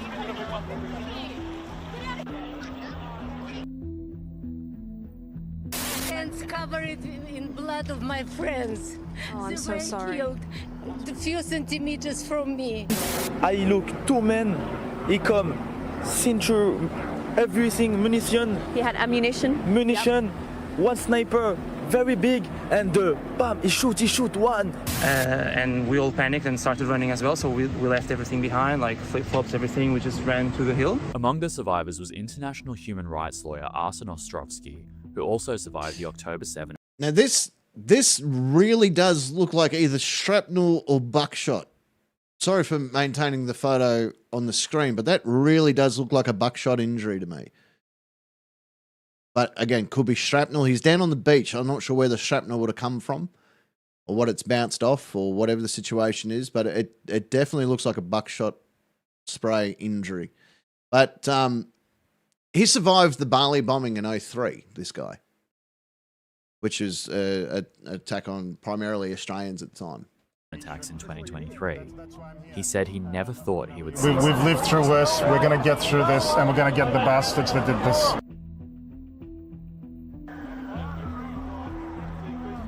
Everyone back! Everyone, I need everyone to go! Everyone to go! Guys, go! Everyone, move! No pug, not a fake photo. After the scene was secured, police launched a bomb disposal operation on Campbell Parade. A nearby vehicle was suspected of containing explosives. Several improvised explosive devices were found, secured, and removed.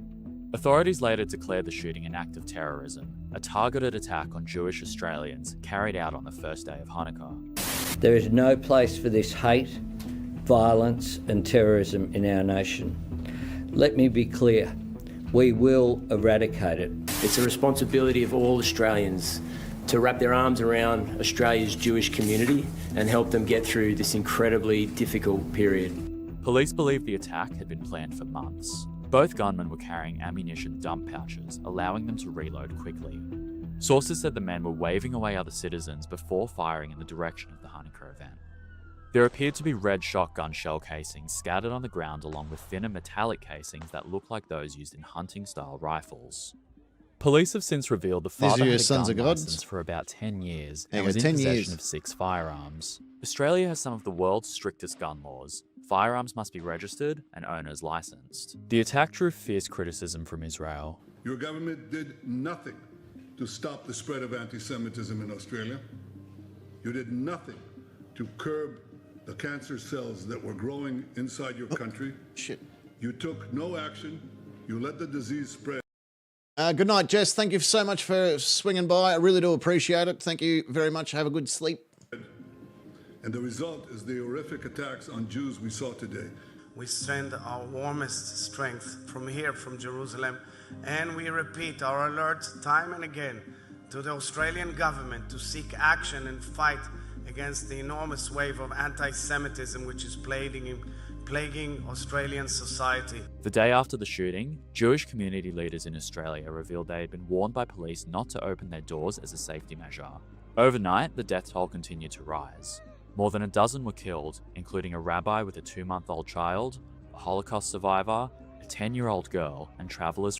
Now, yesterday I found footage that was of a graphic nature that really told you in very small word, like pretty graphic, the situation unfolding. This is the edited version of that. It's been blurred out.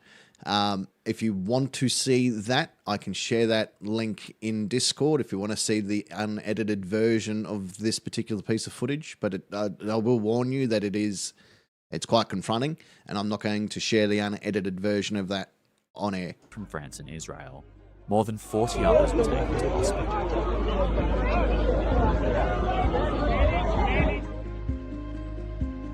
Authorities are continuing to look into how the attack was planned and carried out. Thank you, Sentry. Can you share that link in here as well, please?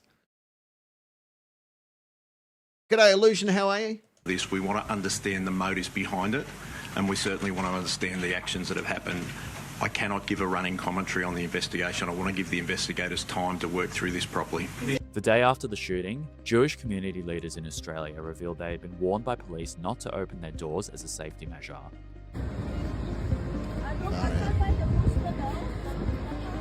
Personal belongings.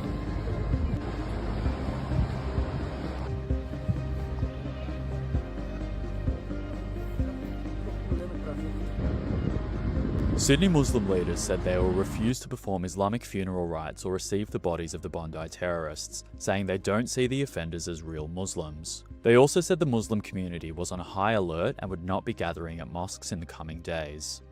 Now, what does that tell you? When a Muslim funeral home and funeral services, not one, but the community itself, are refusing to take the bodies of the Islamic terrorists, that speaks volumes to me. That speaks volumes on not being able to,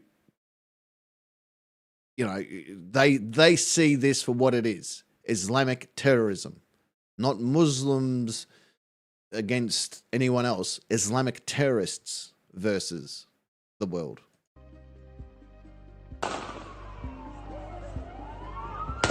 Thank you, Sentry.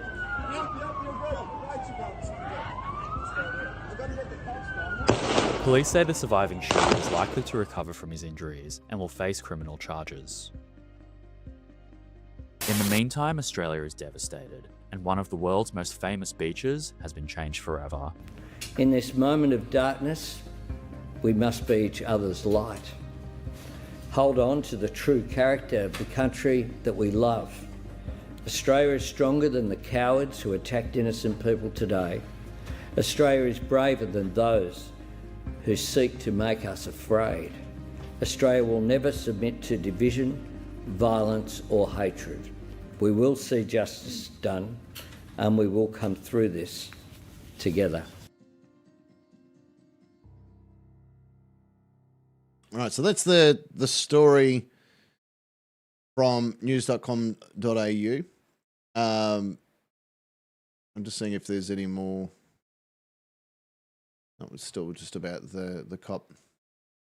So what we might do is we're going to have a look at and break down. We're going to have a look at and break down the actual footage of the day. So this was filmed directly across from the bridge. We've seen this on the maps and stuff. So what you see in front of you is Campbell Parade, looking straight through over the car park to the bridge that leads to Archer Park. Now, again, I will warn you that that's what we're looking at. So if you do not wish to see this, I understand 100%. But I want to, now that I've had time to process and you've had time to process, we might be able to break this down with the information that we've been privileged to today. So we know that the two terrorists are father and son. We know that the oldest, Sajid, the father, was 50 years of age. We know Naveed is 24 years of age. We know that they have pledged their allegiance to the Islamic State. We know their vehicle had the Islamic State flag. We know that inside their vehicle was up to several improvised explosive devices. A improvised explosive device was found on the scene today during the daylight hours from the forensic team. We know that Sajid was disarmed by Mr. Al-Hamid. We also know that there was a gentleman in a black hat that assisted that. We know that 15 innocent lives have been taken, including that of a 10-year-old child, a Holocaust survivor, a former police officer, and multiple others with their stories. We know that there was a gentleman that survived Soviet Russia, the Soviet Union, more to the point, who also lost their life yesterday. So we know that 15 innocent lives were taken and the life of a terrorist was snuffed off this planet, as it should be. We know then that 2 New South Wales police officers were also injured in this situation. We know that up to 49 people attended emergency departments via either Ambulance New South Wales during the time or had presented themselves after the situation. We know that 27 of them are currently still in hospital. We know that, let me just get from that 27, let me just get my little list back up, that 3 patients are in a stable condition at the Prince of Wales Hospital. 1 patient is in a critical but stable condition, and 2 patients are in stable conditions at the St. George Hospital. 3 patients are in a stable condition at the Sydney Eye Hospital. 3 patients are in critical condition and 2 patients are in critical but stable conditions at the St. Vincent's Hospital. We know that 3 patients are in critical condition and 2 patients are critical but stable condition, and 1 patient is in a stable condition at the Royal Prince Alfred Hospital. We know that 2 patients are in stable conditions at the Sydney Children's Hospital in Randwick. We know that 1 patient is in a critical but stable condition and 2 patients are in stable conditions at the Royal North Shore Hospital, and 2 patients are in stable conditions at the Liverpool Hospital. So that's the current situation there with the members of the public. And of course, multiple stories of people that have passed away out of that 15. So this is the footage of what took place. The person with the camera literally started recording like seconds after the first shot rang out. People, social media commentators that are not privy to basic research are saying that the police froze for 20 minutes, that everything took place up to 50 minutes. 50 50 fucking minutes, they reckon. We see that it all takes place within 10 minutes of one another. From possibly probably shot 3 to the final shots all happen within about 15 minutes. So let's see what happens. Again, fair warning, that's what we're going to be looking at. So this is unsure at the moment, Pug, whether it was like a lone wolf style attack and not organised, but they are looking into that line of inquiry. We know that the father and son left Australia to the Philippines, to the known terrorist training area of the Philippines at some stage in the last 12 months. Whether or not that's where they received certain training and what they were going to carry out, police are trying to determine whether this was just self-radicalised ISIL supporters or whether or not the Islamic State had a bit more influence in that line of planning and so forth. So that's still currently being investigated by ASIL, which is the Australian Security Intelligence Organisation. So that's currently still that line of inquiry. They're trying to still determine that. So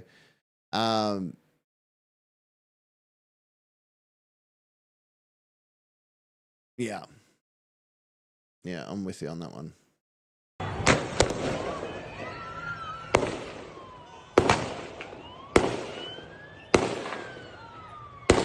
So immediately,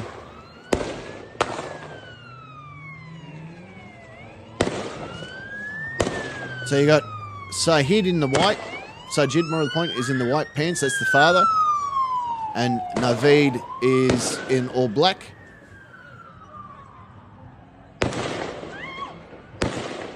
You can see people scattering.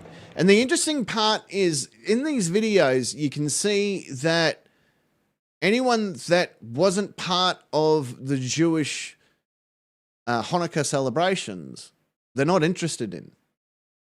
You know, there's stories doing the rounds, and I can't see it in this video, but there are stories in the rounds where, you know, they were primarily yelling that they were after just the Jewish community. But you see when other people from other sides come in, they're not interested in them at all. They tell them to back away.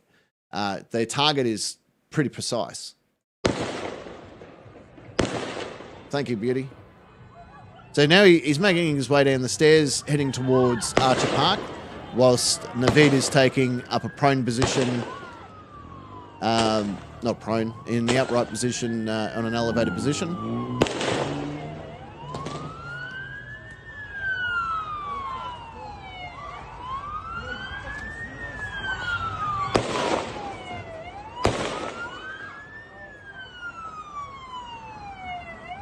Yeah, they're waving. Anyone that is not part of the Jewish event, they're telling to back away.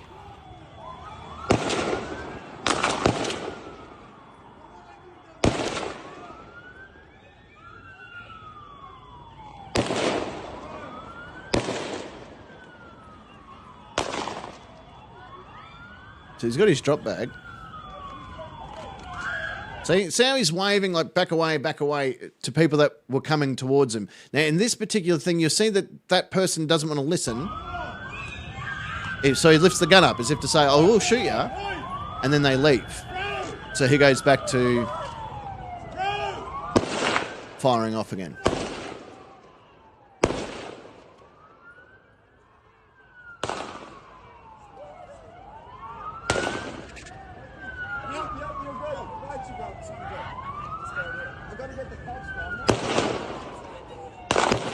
So we are 2 minutes into the video.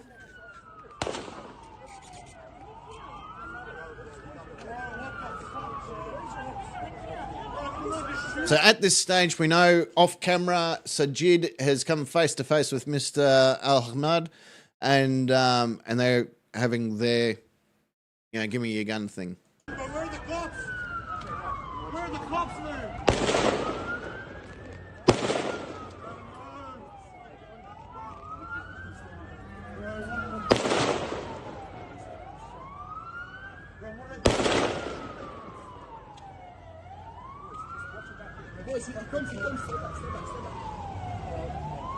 They're telling him back away. Come on, guys! They're telling him, put the gun down.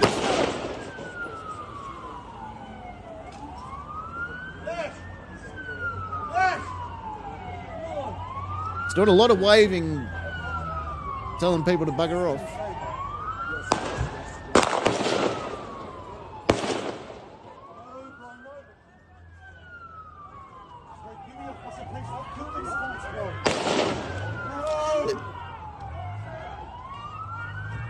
He's come down off the bridge there. He's taken up position, trying to get better aim at those that are in Archer Park. At this stage, you can imagine chaos is run rampant through the event. There was a petting zoo. There was, barbecues and stalls and all this sort of stuff set up in Archer Park that they're just firing into. You can see he's clearly taking aim. He is trying to get on target before he pulls the trigger. He's not wasting ammunition by doing warning shots into the crowd. He is literally taking aim, taking his time to what's known as get on target. In other words, have someone in his sights to pull the trigger on. Meanwhile, as we know, the father, Sajid, is further down. He's got the shotgun. He's retreating back to his prone position, his elevated position, telling others behind him to go away.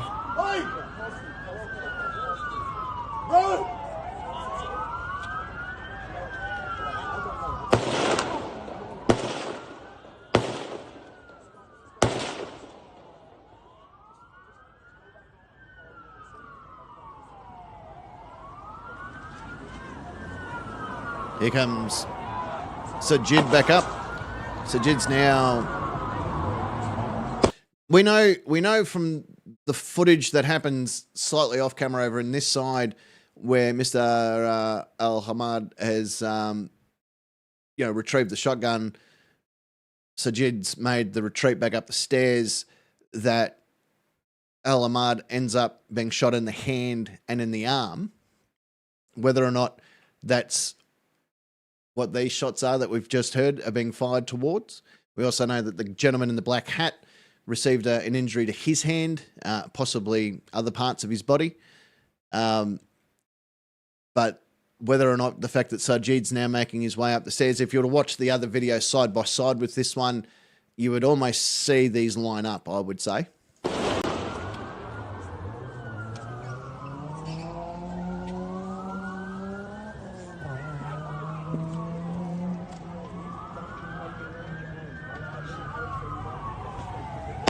Sajid's come back up.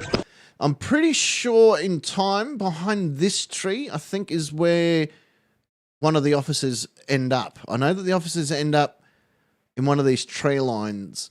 I'm not sure if we'll see it in this video, but I've seen other video where the officer that fires primarily the kill shot into Sajid comes from one of these tree lines in the corner here.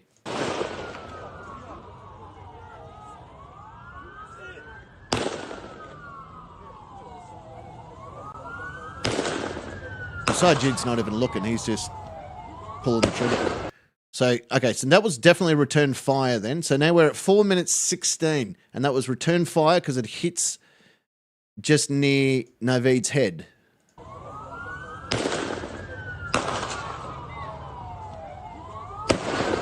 So you can see quite clearly that was a shot coming at him. That's at 4 minutes 17, or 4 minutes 16.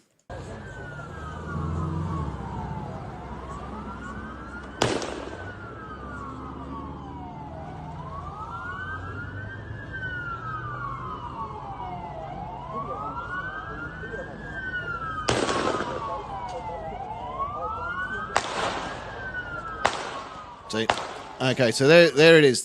That's from the far right side, somewhere over behind this tree area. Someone's managed to. That's at 4 minutes. Let's call it at 4 minutes 38. Where if you watch Sajid, he's the one in the white pants, the father. He cops around from behind, which causes him to spin around, and when he spins around, he's given some wireless off button lead.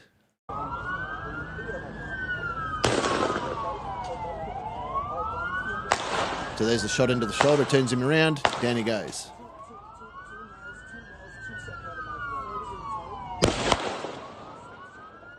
So he's firing from down here somewhere. Maybe in somewhere in that tree line. He's somewhere in there.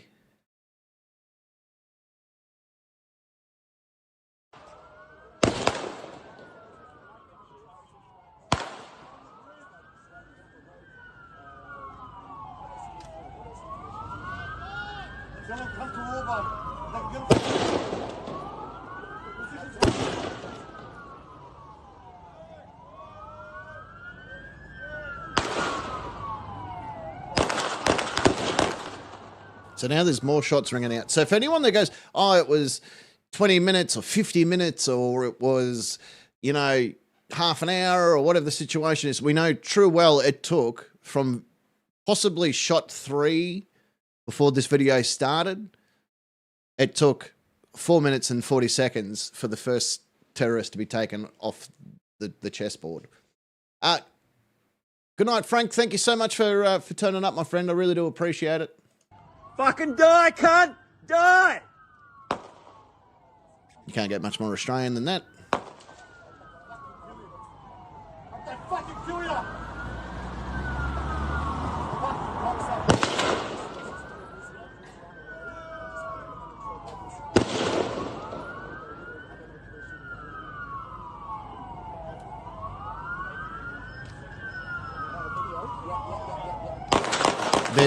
There's a looks like a police officer coming up here as well.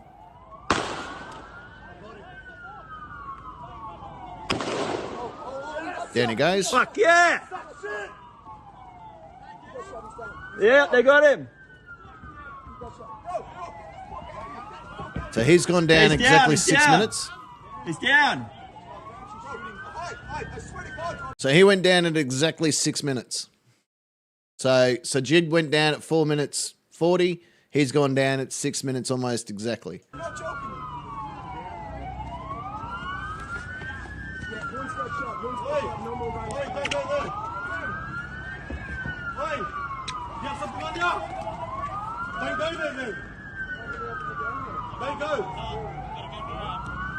have a gun on you? The guy just got shot.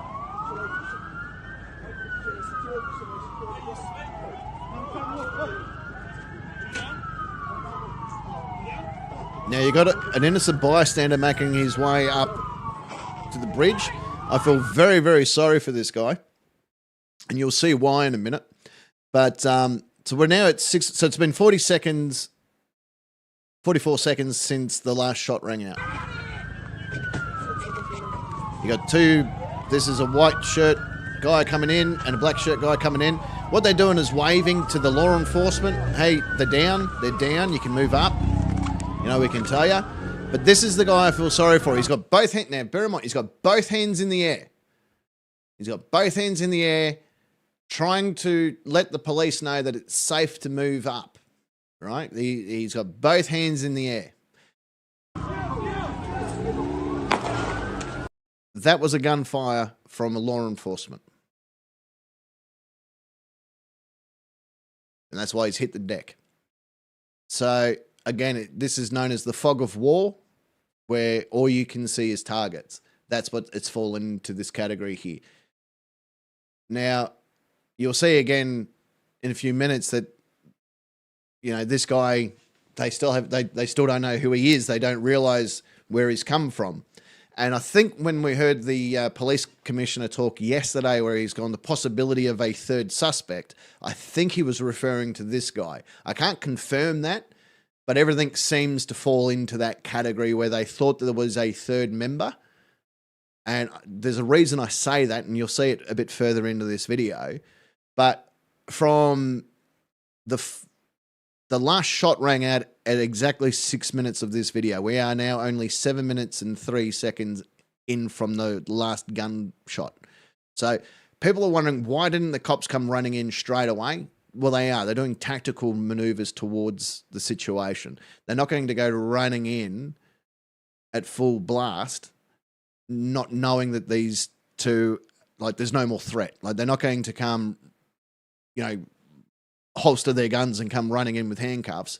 They're going to come in tactically to make sure that their threat has stopped before they can go any further forward. G'day, P. Barnes. How are you, my good friend? So he's got his hands up again. Like, remember? I said it wasn't me. There's an officer. I just saw him sneak in behind this tree over here. So he's doing a bit of cover fire. You'll see him right there. And then the female officer moves up. So he's holding cover behind the tree. Female officer. Here comes the detective. There's the detective right there. He's the guy in the white shirt. He's got his gun out. I wasn't sure who he was yesterday. That's 100% confirmed that's the detective. Because when there's a call like this, everyone comes, obviously. They all just come. Don't matter what the situation is. They just all approach. They don't know if they're paying possum or any of that sort of stuff. You're right. You're right, Dave. So the cops ended up killing one of the terrorists. The other one is in a critical condition. So both of them were shot. One succumbed. That was the father, Sajid. And we're still waiting. So he's got his hands up like, I didn't do anything. Like, I had nothing to do with this. But these are bystanders now. The guy in the white shorts, he's come in, as you would, very angry at the situation. But no one's realised that, like, they're arresting the guy in the black. And he's copping a couple of kicks for his efforts and all that sort of stuff. Because no one realises he had nothing to do with this. He was literally coming in and waving like, hey, I'm telling you they're down, you can come up. And he almost gets shot via law enforcement. Then he gets a few kicks into him from the general public, who are clearly, as you would be, running on pure straight emotion and adrenaline, not knowing who this guy is. They didn't see him go up into the bridge. All they saw was gunfire. So they don't know that this guy literally is just trying to help. He's come in to lend a hand. And in return, he's copped a few kicks to the head, a few punches, and now he's getting handcuffed by the law enforcement officials. And you'll see that the female sort of wrestles with him a little bit, and then she lets him go. So that's him there. Once the fog sort of lifts, and he's like, I had nothing to do with it, and I'm guessing the other white shirt guy, which is down here still, has let him know, hey, no, he's not a shooter. So they finally let him go. So he was let go pretty quick. So you'll see it's in the center of the screen there. The female, like, there he is there. They're holding his arms behind his back. And a few seconds later, they just release him. Like, okay, right. And then by that stage, the onlookers are all dropping elbows and kicks into Sajid and Naveed. The female officer, I just noticed her then. She's walked away with the gun. There she is there. Watch.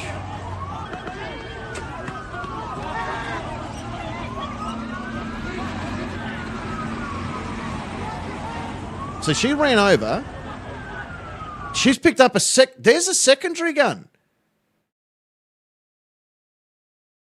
There's another weapon. That was over here by the car. Where did that gun come from? Again, see the clarity. Like, when we first watched this yesterday, we didn't see any of this because we were just so focused. But now I've had a chance to absorb what's happened. Watch the female officer. Right, she releases, there she is there, right? Someone's trying to tell her, hey, there's something over here. She goes to pull her gun, then realizes what he's saying. She runs over behind, because that's their car, and she picks up another shotgun. And she walks away with that gun in her hand. That's not a firearm from up there, unless someone on the bridge removed the firearm and we just didn't see it and moved it down near their car. But either way, that shotgun has ended up next to their vehicle.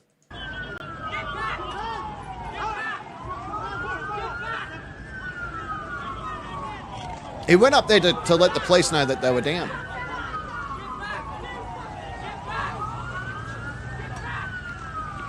Now you watch the shirtless guy here. He's had enough. You watch this.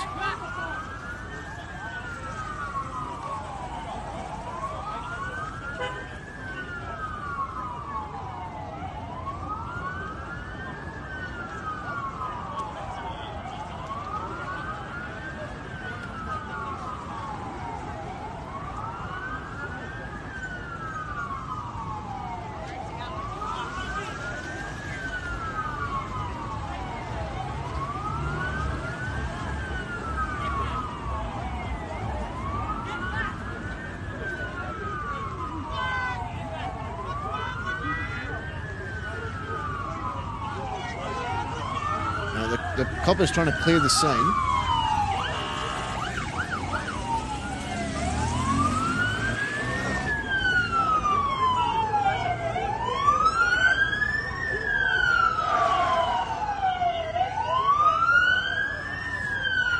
And he comes. And curb stomp.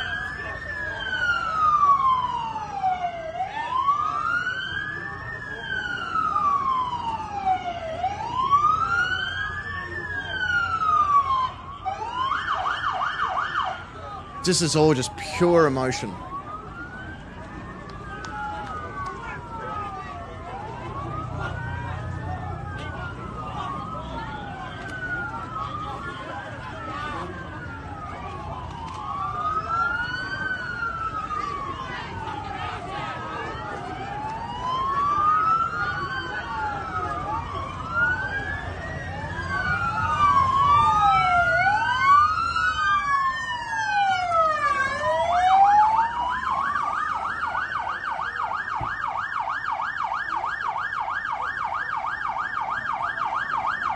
Literally just pure emotion.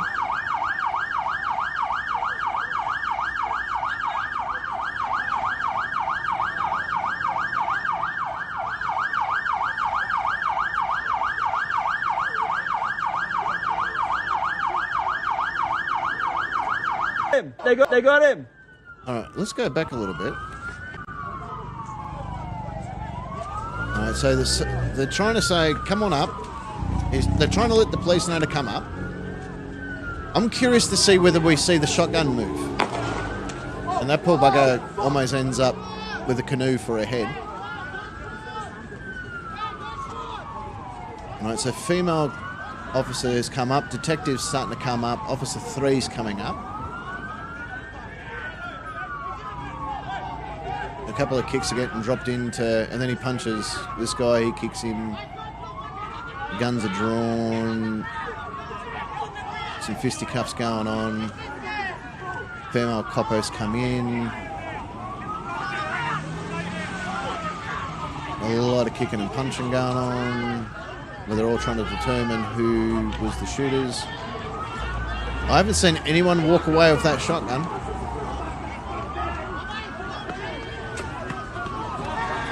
No, okay. Then guy in the white shirt indicates the fourth firearm. There is 4 firearms involved. One down, this is their car. They had one each and one on the bridge. We know that one of those firearms ended up with Mr. El Ahmad. We then know that Sajid went back and picked up the secondary shotgun that was on the bridge, and Naveed was using the bolt action. So there's your 3. Now, female officer down in the corner here has picked up another shotgun in her hand, which this guy here in the white shirt, cream pants, had pointed to her, going, hey, there's another gun. She heard gun and she immediately went to draw her service weapon again. But now she's realised what they were talking about. So she's picked up the 4th gun. That is 4 guns. That is 4 firearms that were used. So the one that Ahmed took is over here. He leaves that up against a tree. So, and that's where they're pinned until all of this is resolved. Let me just, I'll show you what I mean. I'm going to go to, jeez, I wish I could spell.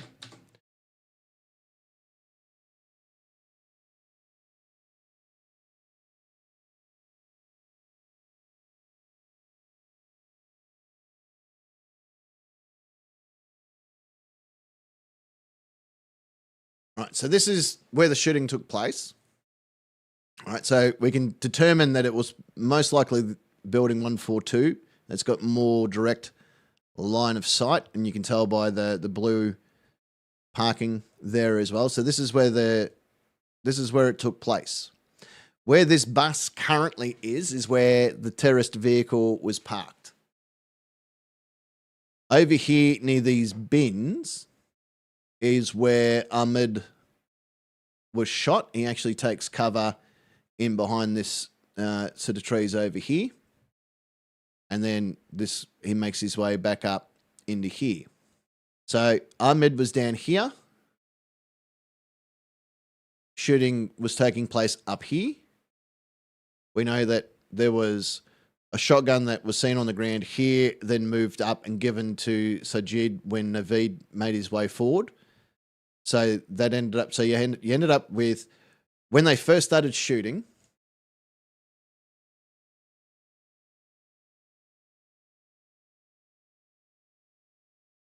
they have a gun each. One there, and one in there. So there's your three. 1, 2, and 3. All right?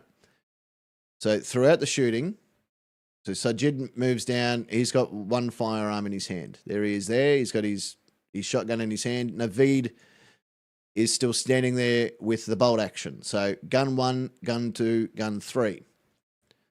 From there, Naveed, as he's maneuvering himself around, he comes back down.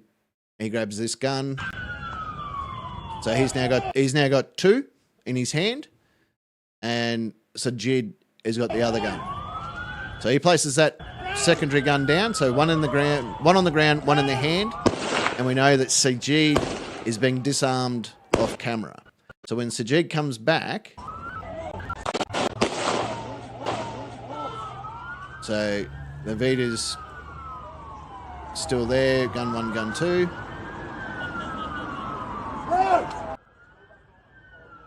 All right, so 2 guns.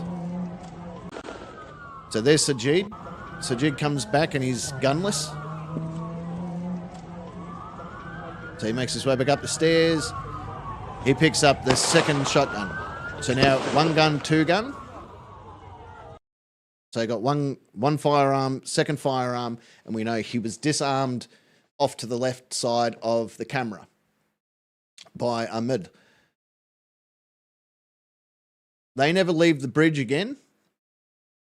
We know that Sajid has a forever sleep there on the bridge, and then shortly after which Naveed goes down for a bit of a sleep. He's copped himself a couple of lead sleeping pills, and he's having a bit of a nap. We don't see anyone approach the bridge until White Shirt Guy. And then we watch the footage of White Shirt Guy. There's no movement except for old mate in the black there as everyone came in. We then saw that there was no movement from the shotgun until this female police officer comes down the stairs and she picks up that one from behind the vehicle. That's 4 firearms. So to put that into perspective, if we were to go to there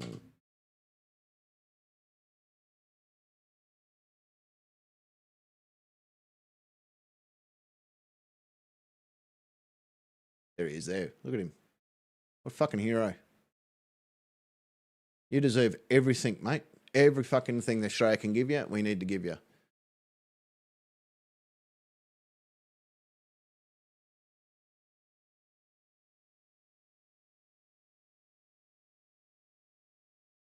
Yeah, So they're the bins and stuff that we saw on the map. So if we go back to our map, I'm just clarifying for me as well, by the way. I'm not.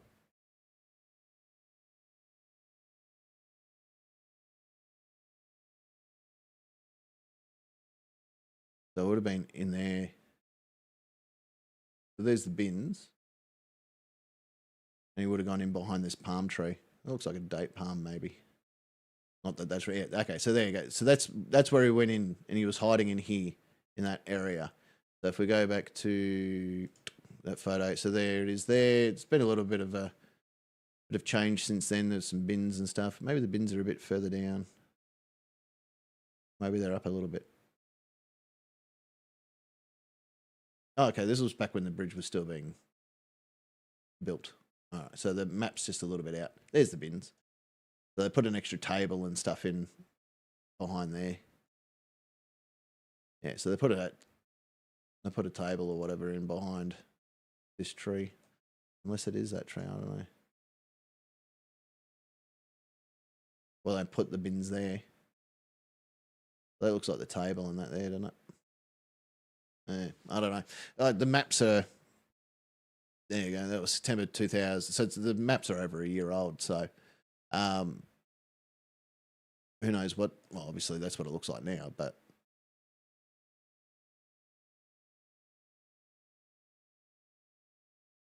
yeah, it's pretty full on.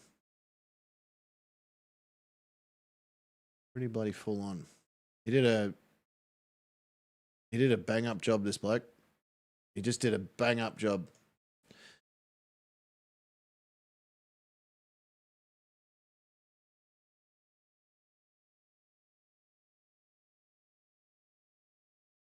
Oh, we saw that one.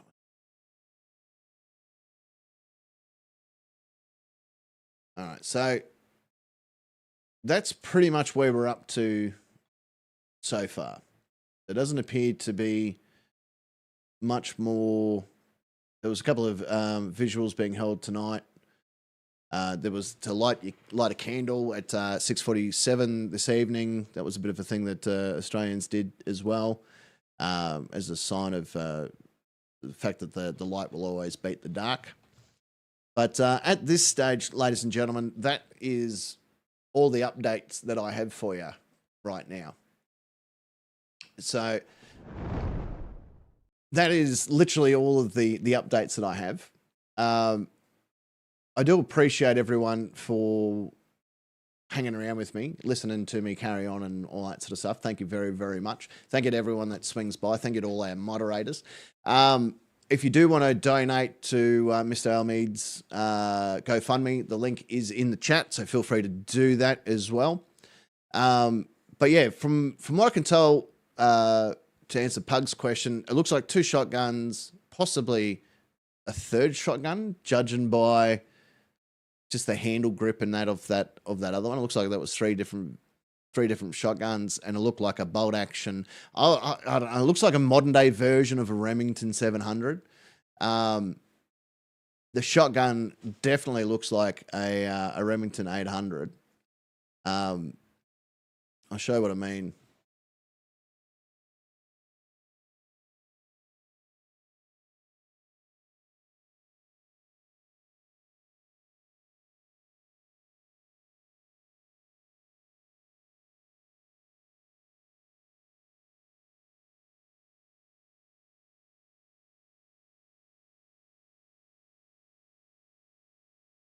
So let me just go back to this for a sec. So that's a Remington. So a 7. What am I talking about? That is not a Remington. That is a 870. Is what I'm trying to say. So that looks like an 870, which is very similar to what we saw in the footage. The other weapon, I think, was a modern version of this, which is a that's a 700, I think. Hang on a minute. So let's go to 870.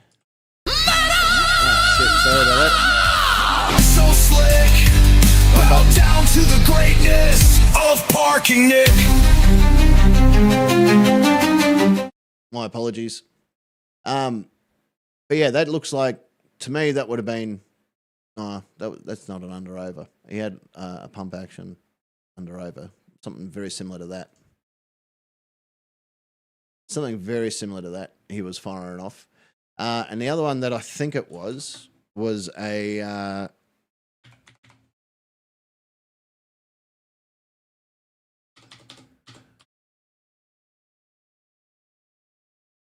modern version, one of these things.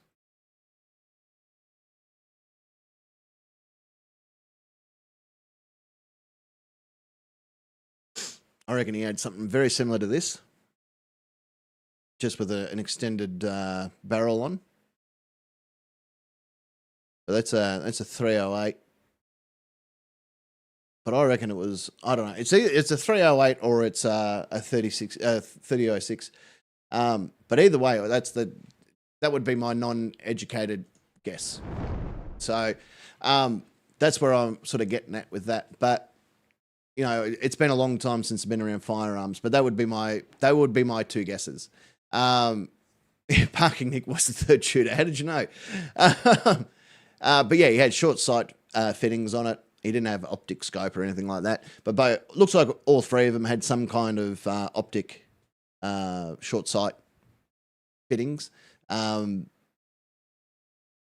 Whatever it was, the 3006 bolt action magazine fed extremely fast on his reloads. The pump action Remington 870 that was at full capacity, each and every one of them. So there was, you know, they came prepared. And if there was the fourth weapon, from what we can tell from the footage, and I wouldn't be surprised if we do hear that in the coming days, that there were 4 weapons found at the scene. We know that he had registered. This is how they described it on the news. The Sajid was a registered gun owner owning 6 weapons. All 6 are accounted for now. That's how they described it. So they said there was weapons found at the scene and weapons found at the home, and all 6 of those weapons are accounted for. Obviously, ballistic testing is still to come back, but they've said that those particular 6 firearms that they had have been accounted for. So whether 2 at the home, 4 on the street, we don't know. We don't know the ratio of home weapons to what they had there with them. We don't know if all 6 weapons were on site. We don't know if they had another 2 in the car. We don't know any of that, except for he had 6 registered firearms, and all 6 of which are accounted for right now. So we just need to keep watching and waiting as the police media releases more and more information. Obviously, more information will come out about their travels through the Philippines into known terrorist training areas, the Islamic State connection, all that sort of stuff. All of that's going to come to mind as the investigation progresses. But for right now, this is the information that we have. This is the information that I can give you. And that's literally where we're up to. So I'm hopefully tomorrow, going to get back to my normal routine here on the channel with some comedy and all that sort of stuff and some video breakdowns. So if you like that sort of stuff as well, make sure you come back next time you see us go live. Plenty of other fun things to do here on the channel as well as any more information that comes a hand. I'll be able to bring you up to date with all that as well. We normally do a bit of a recap once a week as well. So, you know, hopefully it won't be that long, but we'll have more information as more information is released. But we're going to get back to comedy. We're going to get back to, you know, doing what we do well here on this channel, and that's making people laugh and enjoying each other's company. But that is it for now, ladies and gentlemen. Again, thank you so very, very much for joining me. Thank you to everyone that has hung around. Thank you to everyone that has given me information and research to look into. I really do appreciate it. We are a great little community here. We are growing every day, and I can't thank you enough for being part of it. So that is it for me this evening. I'm going to go and try and actually get some sleep. I didn't get to bed until 4 o'clock yesterday morning, so I'm going to try and get to bed a little bit earlier tonight. So that is it from me.